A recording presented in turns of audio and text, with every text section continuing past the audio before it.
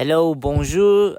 This is B-Boy Phil Wizard from Canada, representing the Rebel BC1 All-Stars and the gold medalist for breaking in Paris 2024. Xiao is one of the most incredible human beings I know. He's one of my good friends, one of my closest friends, and also such an amazing person at his craft. And we call him One Shot Xiao for a reason. He's so good at capturing the essence of breaking, of showcasing on bigger platforms, and not just breaking just through any sort of medium he works on. His attention to detail, his work ethic, everything is always on point. There's a reason that people love to work with him. And not only that, I think he brings a side that, at least for me in my experience, a lot of photographers don't bring, is just fun. You know, he knows how to have a good time, and he brings that always into work as well. So even while you're working, it just feels like play. It doesn't necessarily feel like work. He has truly spoiled me in the sense that, like, I've worked with Xiao so many times, and then when I work with another photographer, I'm like, wow, I really miss Xiao. And that literally happens every time I work with anybody else. Vous venez d'entendre le témoignage de Philippe Kim, alias B-Boy Phil Wizard, un des breakers les plus créatifs et originaux de la danse hip-hop, médaillé d'or de breakdance aux Jeux Olympiques de Paris 2024. Nous sommes le jeudi 31 octobre 2024 et vous écoutez le 8e épisode de la 9e saison du podcast Faut pas pousser les ISO.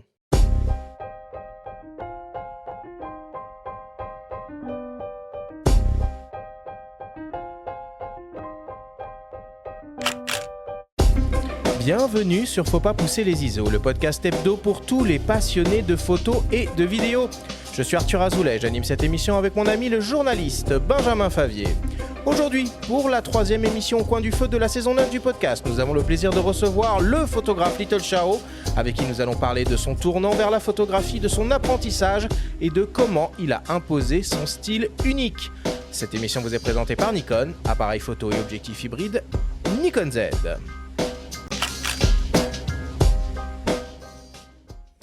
Eh bien, c'est parti, 8e épisode de cette 9e saison du podcast. Faut pas pousser les ISO. Comment vas-tu, Benjamin, ce matin ? Salut Arthur, je suis très content qu'on reçoive Little Xiao à nos micros.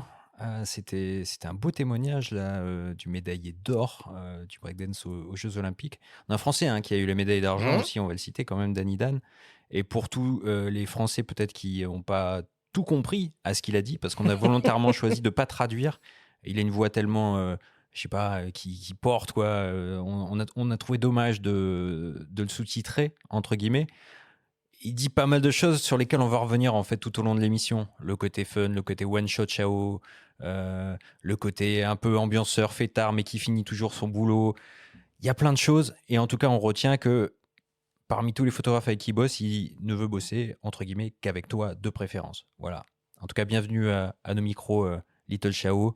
Enfin, plutôt Tin, peut-être. Ouais, Tin, mon vrai prénom. Merci de me recevoir. En tout cas, ce témoignage me met dans un mood déjà dès le départ. Voilà, je suis très heureux d'entendre ça parce que du coup, je sais pas comment vous avez réussi à l'avoir parce que j'ai jamais entendu ce témoignage. Mais en tout cas, ça me fait vraiment plaisir. On dévoile pas nos sources ici. Bon, peut-être avant qu'on rentre plus profondément dans cette émission, le breakdance aux derniers Jeux Olympiques, c'est pas rien quand même comme événement. Non, c'est sûr. Déjà, en fait, ils l'ont appelé le breaking. C'est vrai que le breakdance, c'est un terme en fait qu'on utilisait vraiment beaucoup avant, et c'est vrai qu'aujourd'hui, il y a eu beaucoup de réformes entre guillemets en interne dans la culture hip-hop. C'est vrai que à la base, on appelait ça le breaking, le b-boying, et du coup, le terme breakdance, quand ça arrivait en France, on l'a appelé comme ça parce que c'est comme ça qu'on a assimilé ça à la danse. Aux États-Unis encore, ils l'appellent comme ça. Donc c'est vrai que du coup, ça crée un sujet de polémique, mais en tout cas, pourquoi cette polémique-là est intéressante, c'est que en fait, on passe d'une culture à un sport. Et du coup, c'est pour ça que il y a eu des controverses. Ça a été, est-ce que le break c'est légitime à être au JO? Est-ce que ça ne l'est pas? Est-ce que c'est un sport? Est-ce que c'est un art, une culture? Donc c'est vrai que l'aspect athlétique du break pense quand même à amener au fait que ça devient un sport. Les performances physiques, la manière comment les danseurs se sont entraînés, en fait, c'est devenu des athlètes. Enfin, moi, j'ai toujours considéré les breakers comme des super-héros, et c'est pour ça que ça m'a amené à faire du break. C'est vrai que c'est cette passerelle entre ce côté artistique et le côté un peu limite art martial qui m'a attiré dans le break. Et c'est pour ça que j'ai commencé. C'était pour vraiment avoir cette approche acrobatique dans cette danse. Et puisqu'on parle sémantique, est-ce que tu peux nous préciser peut-être ce qu'est un b-boy du coup? Parce qu'il le dit, on l'a présenté aussi, Philippe Kim, donc alias B-Boy Phil Wizard, pour les gens qui nous écoutent qui sont peut-être pas familiers du terme. Donc en fait, B-Boy, c'est vraiment l'appellation sur comment dire, le B de B-Boy, c'est le break boy en fait. Okay. Donc c'est pour ça, on reprend le terme break et boy et après break girl. Voilà. Parfait. Alors, Tine, si tu veux bien, je vais commencer par te présenter à nos auditeurs. Tu as grandi en banlieue parisienne. Durant ton adolescence, tu t'imprègnes de la culture hip-hop et du breaking. Nous sommes alors en 1997. Tu deviens toi-même danseur, un b-boy comme on l'a dit, et tu participes à des battles et autres événements avec ta bande d'amis du Natural Steel Crew dans les Hauts-de-Seine. Et c'est à cette période que tu t'es baptisé Little Chao. En 2003, tu commences à photographier des événements et à partager tes images sur les réseaux sociaux. Tu es diplômé d'une école de commerce et tu as travaillé dans l'univers de la finance pendant 4 ans et demi. En 2012, tu arrêtes tout et tu te consacres pleinement à la photographie. Bien que tu aies été fasciné par les appareils photo durant ton enfance, tu n'as pas suivi de formation particulière, tu as tout appris en autodidacte. Pour célébrer tes 10 ans de carrière, tu as réuni des danseurs de hip-hop et de l'Opéra de Paris pour les photographier à différents endroits iconiques et sur les toits de la capitale. Ce travail a été exposé dans les rues de Paris pendant 2 mois par la mairie. Tu effectues des partenariats avec de grandes marques, Red Bull, Nike, le PSG ou encore Yves Saint Laurent et tu photographies des stars comme Madonna, Tony Parker, Lionel Messi, Matt Pokora ou même Rafael Nadal. Tu as donc été le premier photographe officiel de break aux Jeux Olympiques l'été dernier lors des épreuves de Paris 2024. Tu as aussi le goût du partage et tu animes des workshops, tu es ambassadeur des marques Nikon et Profoto et tu sublimes la culture hip-hop en images partout dans le monde. Est-ce qu'il y a des choses à ajouter ? Ouais, je veux bien rajouter que vous êtes des très bons détectives, les gars. Il y a beaucoup de choses en ligne déjà. Hein. Non, c'est vrai, mais c'est un très bon résumé. C'est vrai que tu as réussi à englober un peu le principal. Après, c'est vrai qu'il y a beaucoup de choses à les alentours. Notamment le fait qu'en fait, je pense un photographe aujourd'hui, surtout par rapport aux réseaux sociaux, il y a tellement de choses qu'on fait. Et aujourd'hui, en fait, on donne à manger, on va dire, aux gens par rapport à ce que on sait, ce qu'ils attendent de nous. Donc, par exemple, je faisais que mon audience, par exemple, quand j'ai commencé à photographier les célébrités, en fait, je postais ça et en fait, il y avait 0 réaction parce qu'en fait, ma communauté était très orientée break. Hip-hop. Ils sont cognés donc, en fait, ils sont cognés. Ouais. Je pouvais poster des trucs de ouf et ils me disaient, en fait, on s'en fout.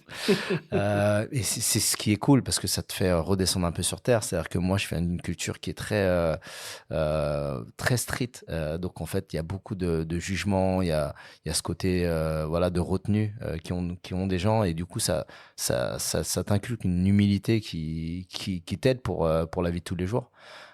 C'est pour ça qu'au final, aujourd'hui, je bosse avec plein de gens différents et on va dire, je dirais que c'est des clients, mais c'est pas des clients parce qu'il y a une approche, on va dire, limite amicale et de respect. C'est-à-dire que les personnes, en fait, respectent mon travail, ils ont envie de bosser avec moi et moi, c'est vrai que j'ai pas envie de les décevoir. Donc, du coup, je me donne et je me challenge sur ces aspects-là.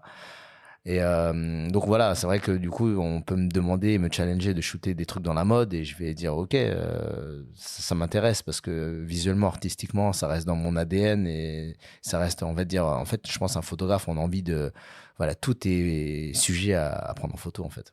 Mais ça, on va en parler en long en large au cours de notre discussion. On va voir que tu photographies pas que des breakers. Ouais. Allez, en attendant, on commence l'émission comme d'habitude avec le Flash Actu.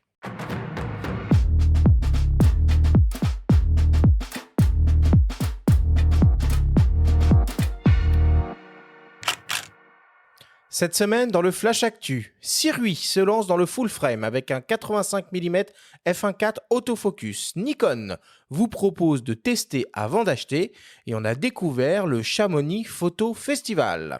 Le Flash Actu vous est présenté par Fox.fr, le site des spécialistes de l'image. Sirui, constructeur d'optique chinois, lance une nouvelle gamme d'objectifs full frame autofocus intitulée Aurora. Le premier modèle est tout simplement un 85 mm f1.4 qui est décliné en 3 montures, Sony E, Nikon Z et Fujifilm X. Cet objectif exploite une formule optique composée de 14 lentilles réparties en 9 groupes avec 2 verres ED à faible dispersion et 3 verres à haut indice de réfraction ainsi qu'une lentille asphérique. On retrouve un diaphragme circulaire à 15 lamelles associé à une bague de réglage manuelle crantée ou continue, une motorisation autofocus rapide et silencieuse compatible avec les fonctions IAF de Sony, une protection contre les intempéries, un port USB-C pour la mise à jour de firmware. L'objectif mesure environ 10 cm de long et pèse près de 550 grammes. Le nouveau Sirui 85 mm f1.4 FF pour full frame est proposé au prix de 650 €. Il est décliné en monture Sony Fujifilm X et Nikon Z et les premières livraisons sont prévues à partir de la mi-novembre. Nikon propose aux photographes et vidéastes de tester leur matériel avant d'acheter. À l'approche des fêtes de fin d'année, cette opportunité arrive au meilleur moment pour ceux qui hésitent encore à franchir le pas. Le prêt de boîtier permet de tester en conditions réelles les performances des hybrides Nikon Z et de se familiariser avec la technologie avant de passer à l'achat. Jusqu'au 19 décembre prochain et uniquement au Nikon Plaza à Paris, situé au 99 boulevard Raspail dans le 6e arrondissement, il est possible de bénéficier d'un service de prêt pendant 48 heures, d'une configuration boîtier plus optique d'une valeur jusqu'à 3 000 €. Pour profiter de ce nouveau service, il faudra vous acquitter d'un petit forfait entretien de 30 € qui sera déduit de la facture finale si vous décidez de passer à l'achat du matériel. Et pour terminer, la seconde édition du Chamonix Photo Festival s'est déroulée le week-end dernier, du 25 au 27 octobre. Au programme, de nombreuses expositions en extérieur dans la ville et la vallée à Servoz, Valorcine, Argentière et aux Ouches, mais aussi dans des lieux prestigieux de la capitale mondiale de l'alpinisme. Notamment l'hôtel Majestic qui accueillait aussi des conférences, des expositions et un village des marques avec la présence remarquée de Fujifilm et Sony qui organisaient des sorties avec du prêt de matériel. Des projections étaient aussi au programme dans le cinéma de Chamonix ainsi que des animations pour les enfants. La photo de montagne et de nature était à l'honneur avec plusieurs concours à la clé. Nous avons pris la température sur place auprès de quelques professionnels. Donc moi c'est Adrien Coquel, donc je suis exposant sur le festival de Chamonix, donc c'est la première fois que je viens ici. J'étais venu en tant que visiteur à la première édition qui était l'année dernière et j'avais trouvé que l'endroit était magnifique, l'organisation était au top et comme moi j'habite en Savoie pas très loin de Chamonix, je me suis dit que j'allais postuler. Du coup j'ai eu la chance d'être pris sur cette deuxième édition et je regrette vraiment pas parce que c'est un festival qui je pense est très prometteur. On a une très belle organisation, le lieu est magnifique, si les gens ont la possibilité de venir, c'est vraiment un lieu magnifique, le Majestic, on a un très bel écrin pour les expositions et puis on a beaucoup de monde, beaucoup de discussions très intéressantes de gens passionnés par la nature et la photo. Tristan Chu, photographe. Moi, je suis ravi d'être à Chamonix, qui est un endroit exceptionnel où tout est beau à Chamonix. C'est vraiment l'endroit qui a été choisi par nombreux photographes et je comprends pourquoi. Moi, c'est un lieu privilégié où j'adore venir et je suis ravi de voir que la photo est à l'honneur le temps de ce festival. On en voit partout et là, j'ai qu'une hâte, c'est d'aller me promener pour regarder un peu le travail de tout le monde, discuter avec des gens. Ça fait très plaisir qu'il y ait des événements comme ça dans un endroit aussi spécial. Et puis là, juste à l'instant, je tombe sur plein de collègues que j'ai pas vus depuis un moment et ça fait tellement plaisir. Je m'appelle Barbara de Lierre et je suis accompagnatrice en montagne. J'aime bien dire guide de trek ou guide de rando. Et j'ai la chance de faire ce métier non seulement dans les Alpes, mais aussi en Himalaya, parce que j'ai traversé l'Himalaya à pied il y a 15 ans, à la rencontre des femmes. Et j'ai fait des portraits de femmes. Ce que je trouve formidable dans ce genre de festival et de ce que je vois, c'est que ça permet de s'émerveiller, de redécouvrir des émotions en fait, juste par la qualité des photos, le regard du photographe. Et moi je trouve ça beau en fait, c'est juste beau. Ça permet de rester connecté aussi avec la nature. Là on est dedans, mais on est avec elle. C'est touchant et je pense que ça apporte des réflexions. La beauté apporte à réfléchir. On a envie de la protéger, on a envie de la connaître, on a envie de la redécouvrir, on a envie de la partager. Et voilà, le festival c'est ça. Je m'appelle Luca Melkarn, je suis exposant du coup pour le festival de Chamonix et c'est juste une joie d'être ici dans un lieu pareil en dessous de ces montagnes si impressionnantes. Pour moi du Vercors ça me change un peu donc c'est un vrai plaisir d'être là. Il y a vraiment un petit peu de tout, donc il y a des gens qui s'y connaissent un peu en technique photo, donc ils vont vraiment avoir des questions très précises, ça peut être sur le matériel, sur comment on fait un flou d'avant-plan, comment on fait pour avoir des blancs comme ça, est-ce que c'est du noir et blanc, donc vraiment des questions un peu plus ciblées. Et puis après, juste des fois des questions un peu plus poétiques, savoir pourquoi j'ai fait comme ci et pas comme cela, ou des questions plus éthologiques, savoir le nom de l'espèce. Si c'est plus des observateurs, quand est-ce qu'on peut essayer d'observer cette espèce-là. Donc il y a vraiment un petit peu de tout. Donc c'est tout l'intérêt aussi de faire des expos et qu'on rencontre plein de gens différents. Rendez-vous donc l'année prochaine à l'automne pour la 3e édition du Chamonix Photo Festival.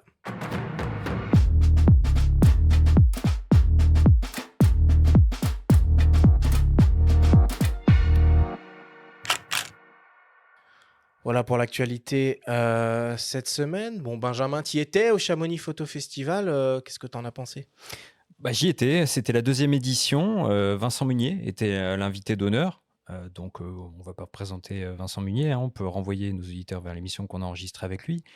Il n'a pas pu être là pour des raisons de santé, mais on sent que c'est un festival qui se construit petit à petit. Donc, ça a démarré l'année dernière, ça va être sur un rythme annuel. C'est sous l'impulsion de Mario Colonel, qui est photographe et galeriste à Chamonix. Et donc, on a toute une communauté comme ça qui se réunit là-bas. C'est la houlette un petit peu aussi des équipes de Monty Under qui est un peu parrain du projet. Donc on a de la photo de montagne, on a de la photo animalière, de nature. Pour l'instant, c'est un peu mélangé. Dans la ville, parfois, on ne situe pas trop où sont les différents lieux d'exposition. On sent vraiment que c'est les débuts. Mais c'est prometteur. Pourquoi ? Parce que Chamonix, c'est juste un lieu exceptionnel au pied du Mont Blanc. Il y a des endroits d'exposition qui sont vraiment fantastiques. L'hôtel Majestic, ça en impose. Donc, on va suivre ça de près. Et puis, parmi les gens qu'on a entendus, là, donc Luca Melkarn, d'ailleurs, il dit, photographe basé dans le Vercors, qui a reçu le Rising Star au Wildlife Photographer of the Year l'année dernière. Okay. Donc, il marche dans les traces de Jérémy Villet, Vincent Munier, et qui fait un superbe boulot. Donc, on va continuer à suivre. Et un petit clin d'œil à Tristan Chu et Marc Davier, qu'on a reçu aussi à ces micros, qu'on connaît, qui sont des montagnards. Donc, c'est inspirant. Bon, en tout cas, pas un événement en phase directe avec le style d'image de notre invité aujourd'hui. Est-ce qu'il y a des festivals qui pourraient coller un peu avec ton travail ? Franchement, complexe. C'est vrai que c'est un monde qui...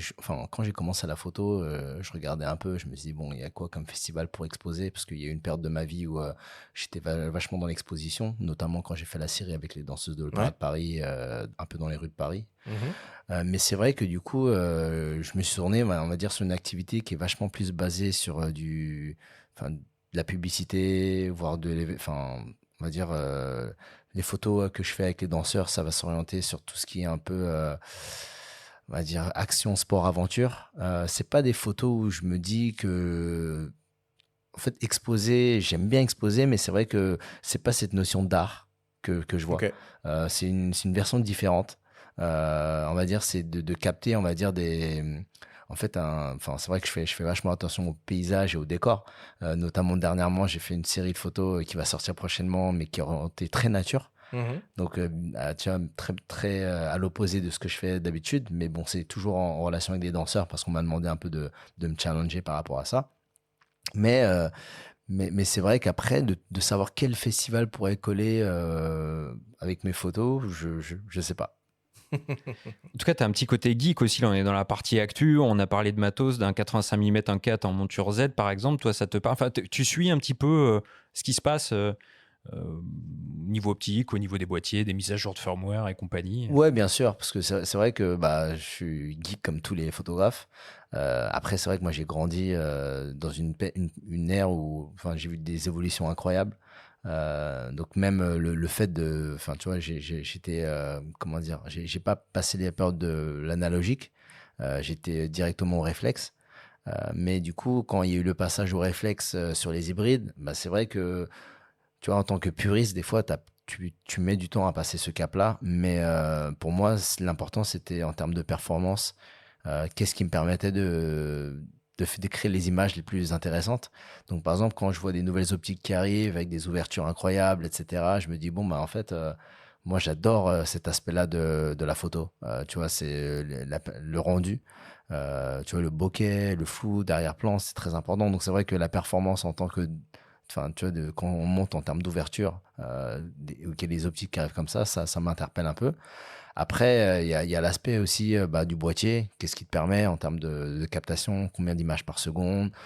Tu vois, il y a aussi la vidéo qui rentre en compte. C'est vrai que j'adore la vidéo aussi. Je fais un peu moins de vidéos parce que j'ai la flemme de monter.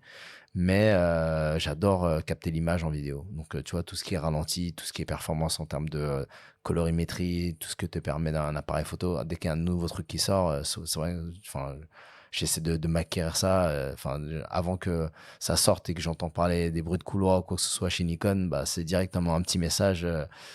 C'est vrai que ça sort ça. Enfin, tu vois, c'est un peu. Le Plena, par exemple, c'est le genre d'optique qui doit te faire de l'œil, ça. Ouais, en fait, tu vois, par exemple, cette optique-là, je l'ai attendue depuis le début. Tu vois, pour être un peu transparent avec vous, c'est vrai que quand à l'époque j'avais commencé, j'étais allé chez Canon.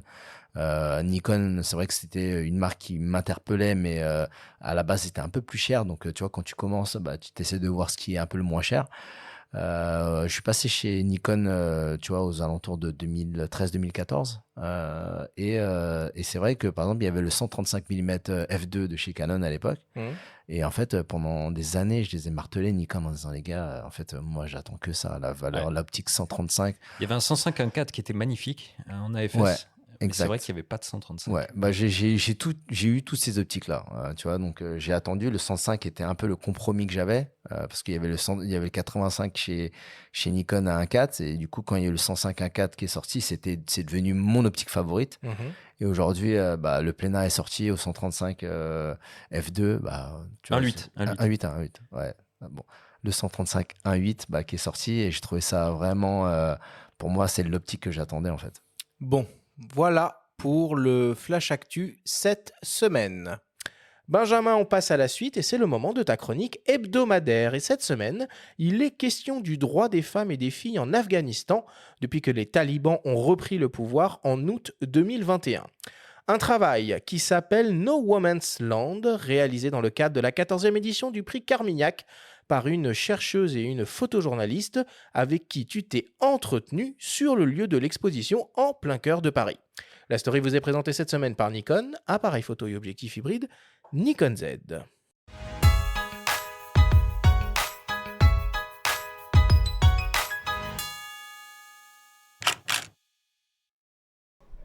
We are now at the exhibit of the Carmignac Prize. You were awarded this prize. Could you shortly introduce yourself, please? My name is Kiana Hayeri, and I'm an Iranian-Canadian photographer. And I'm Melissa Cornett, and I'm a researcher on women's rights in Afghanistan. Pouvez-vous nous expliquer comment vous avez décidé du sujet et combien de temps il vous a fallu pour le réaliser? So Kiana has been working for 10 years in Afghanistan as a photojournalist and me for 7 years. Kiana a travaillé pendant 10 ans en Afghanistan en tant que photojournaliste et moi pendant 7 ans. Nous avons travaillé sur le droit des femmes dans l'Afghanistan depuis que nous sommes arrivés en Afghanistan. Chaque année, le prix Carmignac choisit un thème différent. Pour cette édition, le sujet était le droit des femmes dans l'Afghanistan. Kiana and I applied, and thanks to the support of the foundation, we were able to spend Kiana et moi avons soumis notre projet et grâce au soutien de la Fondation, nous avons pu effectuer 2 voyages de 5 semaines sur une période de 6 mois pour réaliser ce sujet.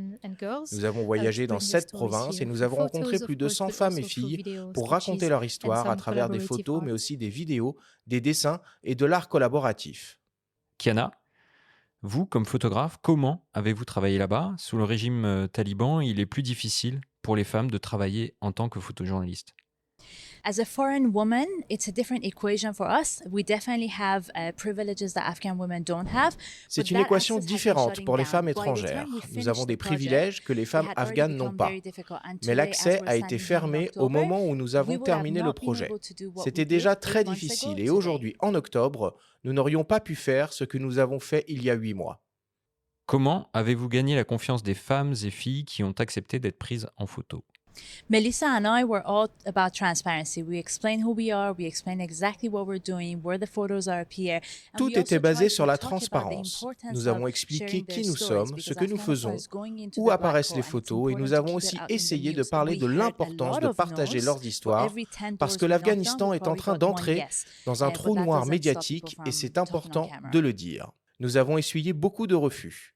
Pour 10 portes auxquelles nous avons frappé, nous avons probablement reçu un oui, mais cela n'empêchait pas pour certaines personnes de nous parler. Ce ne sont pas seulement des photos, il y a aussi des dessins, n'est-ce pas?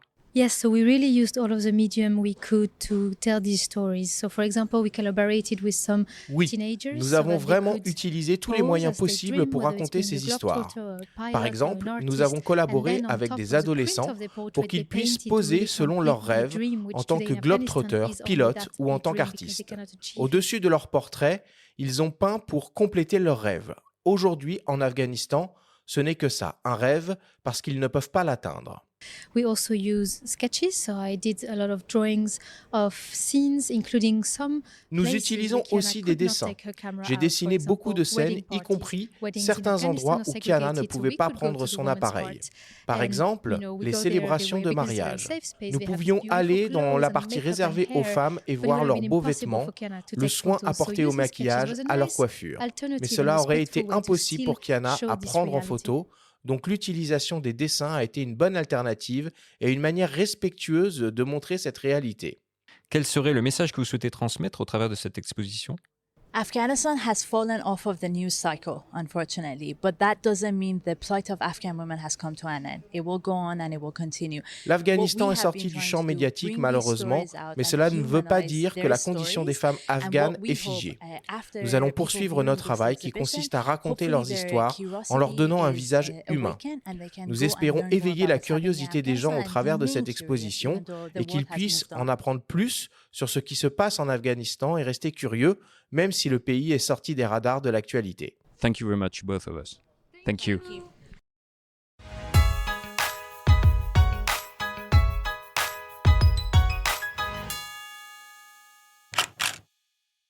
Bon, où est-ce qu'on peut la voir cette exposition, Benjamin ? Alors déjà, c'est gratuit.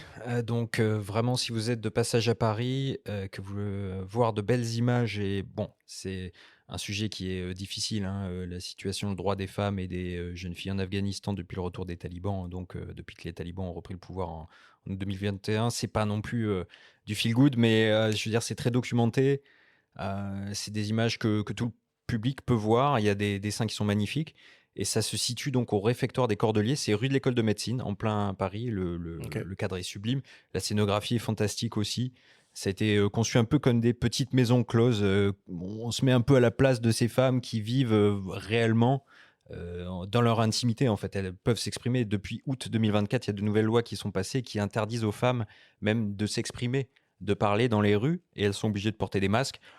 Donc, bon, c'est un sujet qui remet un petit peu de lumière sur cette région du monde. Alors, on parle beaucoup, à juste titre, de ce qui se passe dans la bande de Gaza, dans le sud du Liban, en Ukraine, etc. Le travail donc de cette photojournaliste et de cette jeune chercheuse française qui s'exprime là en anglais, parce qu'on a mis tout le monde à pied d'égalité, mérite vraiment d'être vu. Bon. Tine, tu fais beaucoup d'expositions, tu en regardes beaucoup, tu as la chance de voyager souvent. Est-ce que tu en profites pour arpenter les galeries et les musées ? Ouais, c'est-à-dire qu'au début, quand j'ai commencé la photo, c'est vrai qu'il y avait Depardon. J'adorais son rendu de noir et blanc. Il est C'est toujours vrai que- vivant, hein ? Ouais, non, mais je veux dire, à l'époque, il y avait Depardon qui m'interpellait pas mal. Donc, c'est Ouais. vrai que quand je regardais ses photos, etc., c'est vrai que son noir et blanc, ça m'interpellait. Après, en fait, ouais, les expos, souvent, enfin, c'était vraiment au début que quand j'ai commencé la photo, j'étais vraiment dedans pour m'inspirer, pour comprendre les codes, pour savoir en fait ce que c'était réellement. Et donc, le regard du photographe. Donc, c'est vrai que c'est un peu plus dans les 4-5 premières années où j'étais dedans.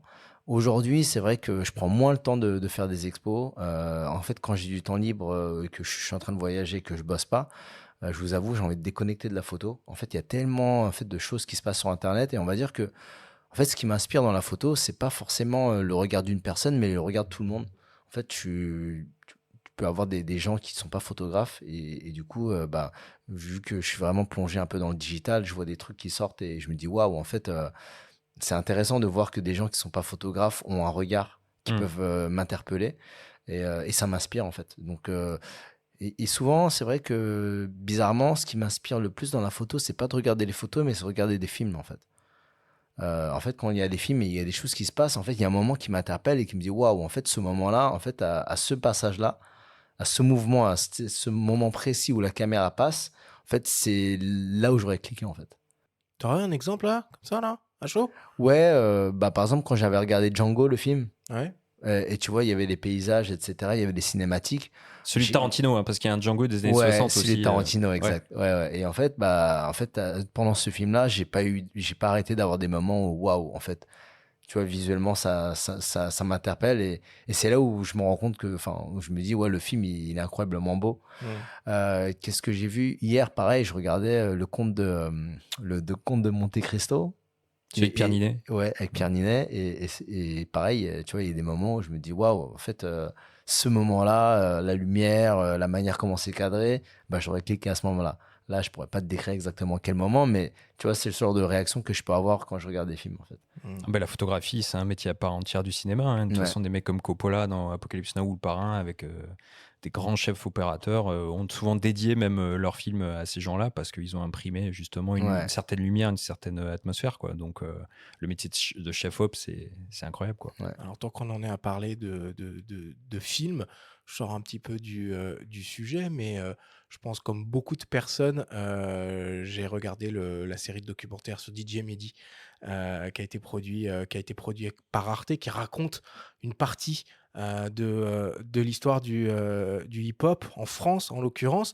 Est-ce que tu as comme ça là, quelques refs de documentaires ou de films qui pourraient être intéressants de voir ou d'avoir vu pour bien comprendre de quoi on parle quand on parle de hip-hop et de tout ce qui gravite autour de ça? Ouais, carrément. En fait, pour moi, l'histoire du hip-hop en général, ou du break, il y a deux, pour moi, il y a vraiment deux histoires. Il y a l'histoire qui est globale, internationale. Donc, en fait, c'est l'idée par un peu tout ce qui est la scène américaine dans le Bronx. En fait, le break a commencé dans le Bronx, le hip-hop a commencé là-bas. Et donc, pour moi, en fait, si tu regardes les films comme Break Street ou Wild Style, en fait, c'est les films en fait iconiques de l'époque avec le break. Donc, en fait, tu vois un peu comment a été créée cette rivalité entre différents groupes. Et tu vois en fait pour quelle raison en fait on est passé dans le break. C'est pour entre guillemets s'affronter entre guillemets en soirée pour éviter un peu la violence et donc c'était un peu ça le but. Après, tu vois, en France, on a une autre histoire également. Pour moi, l'histoire du break en France, elle est aussi super intéressante parce que pour moi, à part les États-Unis, en fait, la seconde nation où l'histoire a été très importante, c'est la France. Okay. Et je pense que c'est pour ça qu'il y a eu aussi cet engouement vers les JO parce qu'en termes culturellement, il y avait vraiment un sens. Voire plus de sens qu'au final les États-Unis, parce qu'au final les États-Unis ne reprennent pas le break.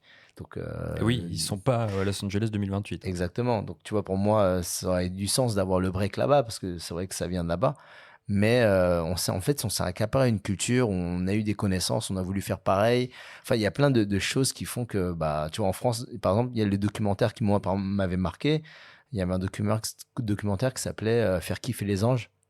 Où c'est là que tu vois en fait l'intérêt des mecs de quartier à danser en fait. Donc en fait on te raconte un peu cette histoire et c'est moi quand j'ai vu ce documentaire pareil ça m'avait interpellé. Je commençais le break à ce moment-là et tu vois ça m'avait pareil transpercé. Je me suis dit waouh en fait je me reconnais totalement dans cette culture. Pour moi en France c'est la culture du quartier quelque part tu vois. Aux États-Unis donc il y avait comment ça s'appelle il y a une série sur Netflix qui est passée, je sais pas si elle existe encore sur Netflix, mais ça s'appelait The Get Down. Donc en fait, ça a été une série qui se regarde un peu en mode des belles images, très vintage. Okay. Tu vois, il recrée un peu l'histoire du hip-hop et du break. Donc en fait, avec très caricatural, tu vois. Donc en limite, c'est un peu limite scénarisé et on va dire un peu embelli pour l'aspect du cinéma. Donc c'est pas la vraie histoire, mais tu comprends en fait comment tout s'est calé parce qu'en fait il t'explique dans le film, tu vois un peu comment le break est arrivé, comment Kool Herc le DJ a créé le premier break, tu vois, pour créer on va dire tu vois entre guillemets c'est un peu le premier DJ à avoir lancé cette vibe dans les soirées là-bas, tu vois. Donc ouais, il y a plein de films comme ça. Après, voilà, pour moi, c'est vrai que Break Street, ça a été un peu une révélation à l'époque. Mais tu vois, le break, en fait, avait déjà, enfin, tu vois, ce film-là, et je pense, c'est sorti parce que le break est arrivé en 84. Je sais pas quelle est la date réellement du film, Mais tu vois, il représente vraiment cette ère en fait entre 80 et 84. On a bien digressé par rapport Ouais, on est un peu sorti au du sujet. sujet. Ouais, c'est chouette, mais c'est ça le voyage aussi. Et c'est cool. Et c'est pour ça qu'on est aujourd'hui au micro avec toi pour parler du breaking et on va en continuer. Juste un mot pour dire aussi, pour revenir à l'exposition, qu'une seconde expo est prévue sur le même boulot en extérieur. Sur le port de Solferino, en face du musée d'Orsay. Toi, on a vu tes images aussi en extérieur avec la mairie de Paris, on va y revenir. Donc, du 31 octobre au 18 décembre. Bon, allez. On fait une petite pause, une petite respiration, et puis, j'allais dire on attaque, mais plutôt on continue cette grande discussion au coin du feu avec toi, Little Chao. On revient dans quelques secondes après une courte publicité. Accédez aux meilleures technologies de l'image. En ce moment, profitez de remises immédiates exceptionnelles sur une sélection de produits Nikon. Du 25 octobre 2024 au 13 janvier 2025.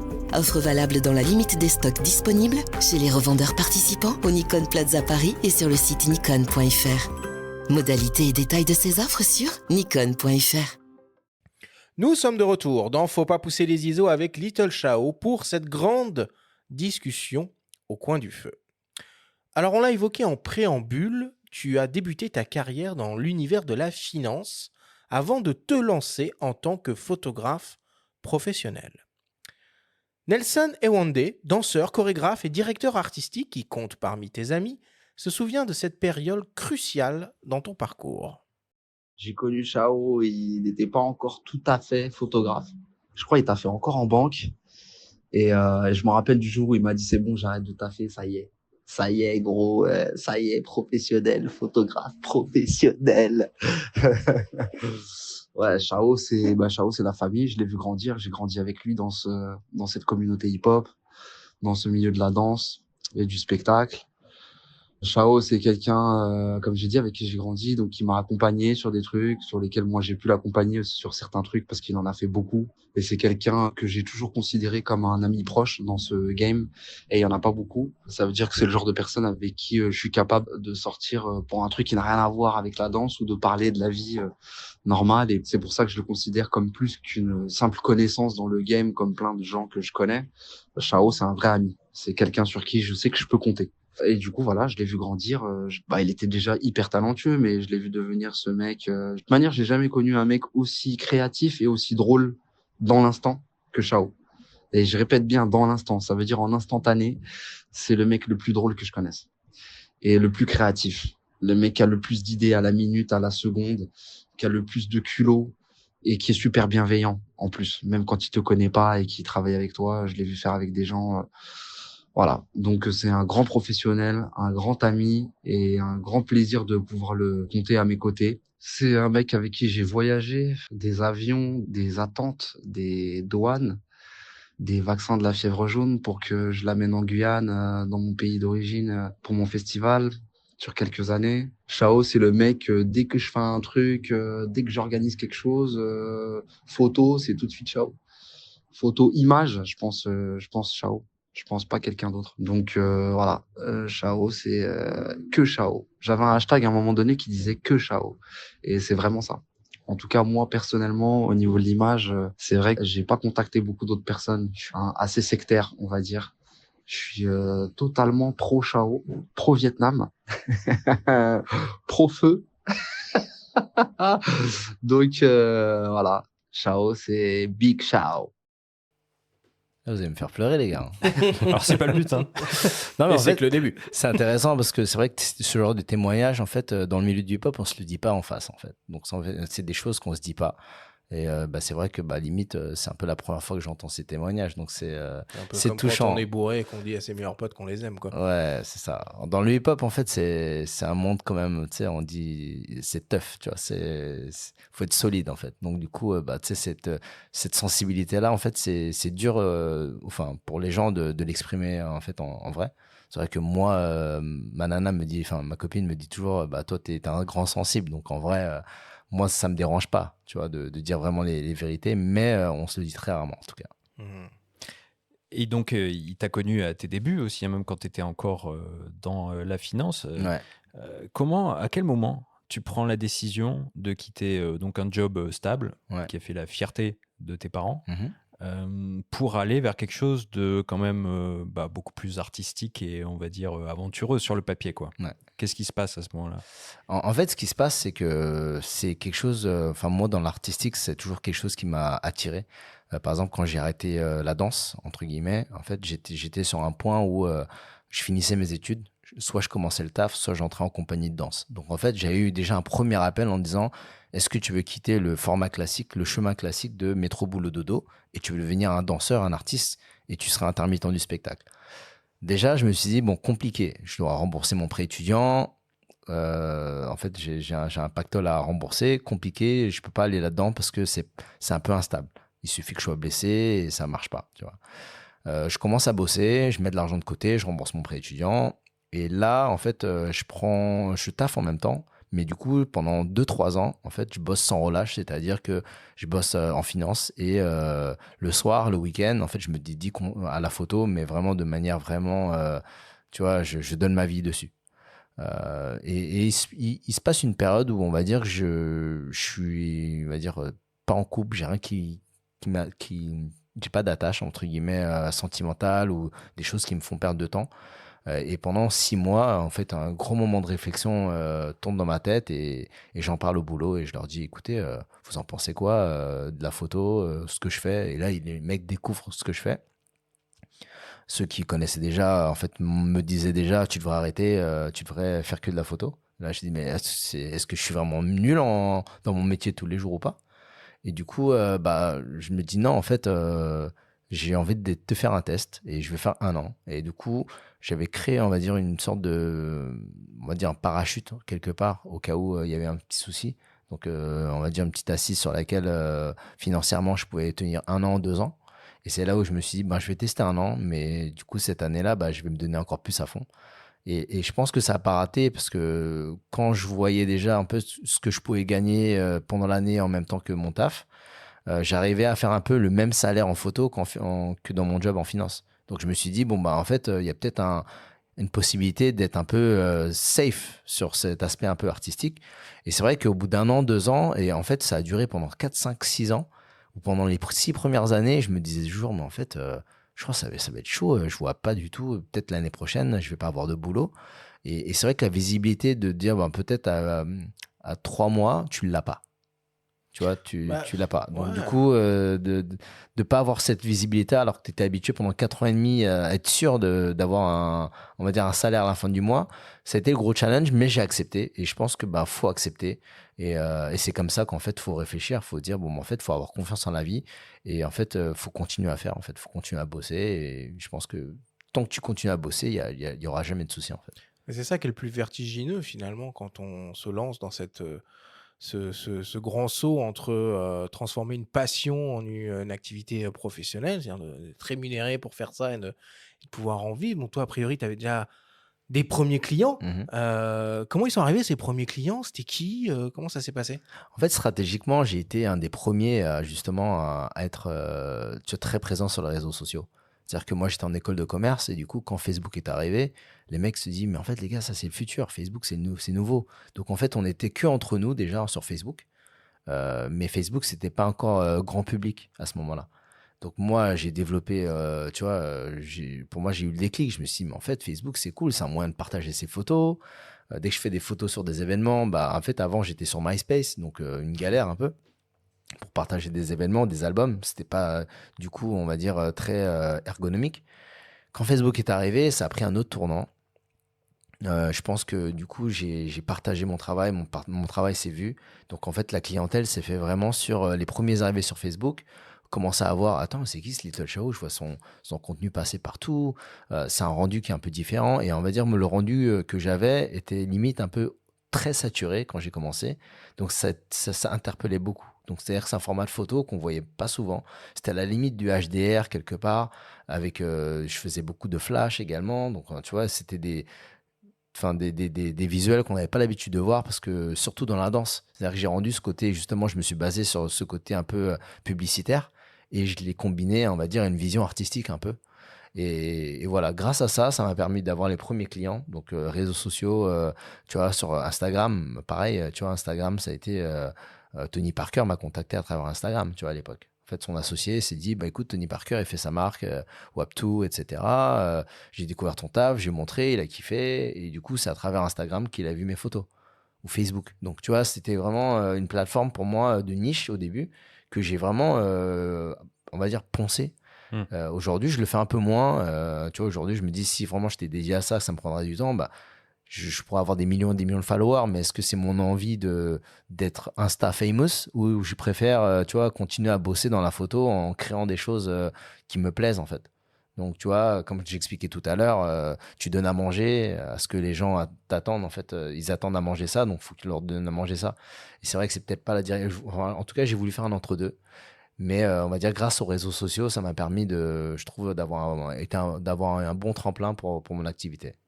Mais comment tu as fait pour te former à la photo? Parce qu'en plus, quand tu as un boulot comme ça qui doit prendre du temps, on parlait de ta créativité et Nelson Ewande, dans son témoignage, en parle aussi. Il parle de la créativité, il parle de ton culot. Ouais. Mais comment ça se formalise, ça? Comment tu as appris la photographie? En fait, j'ai eu deux potes autour de moi à l'époque, Ashless et William K. En fait, William K était aussi un danseur. Aujourd'hui, toujours photographe réel. Il bosse dans une boîte Avec de les prod. prods, hein, c'est ça? Avec les prods, ouais. Donc, pour moi, c'est un des créatifs les plus créatifs et talentueux français. Mais du coup, je pense qu'il se bride parce que du coup, il partage pas suffisamment sur les réseaux sociaux.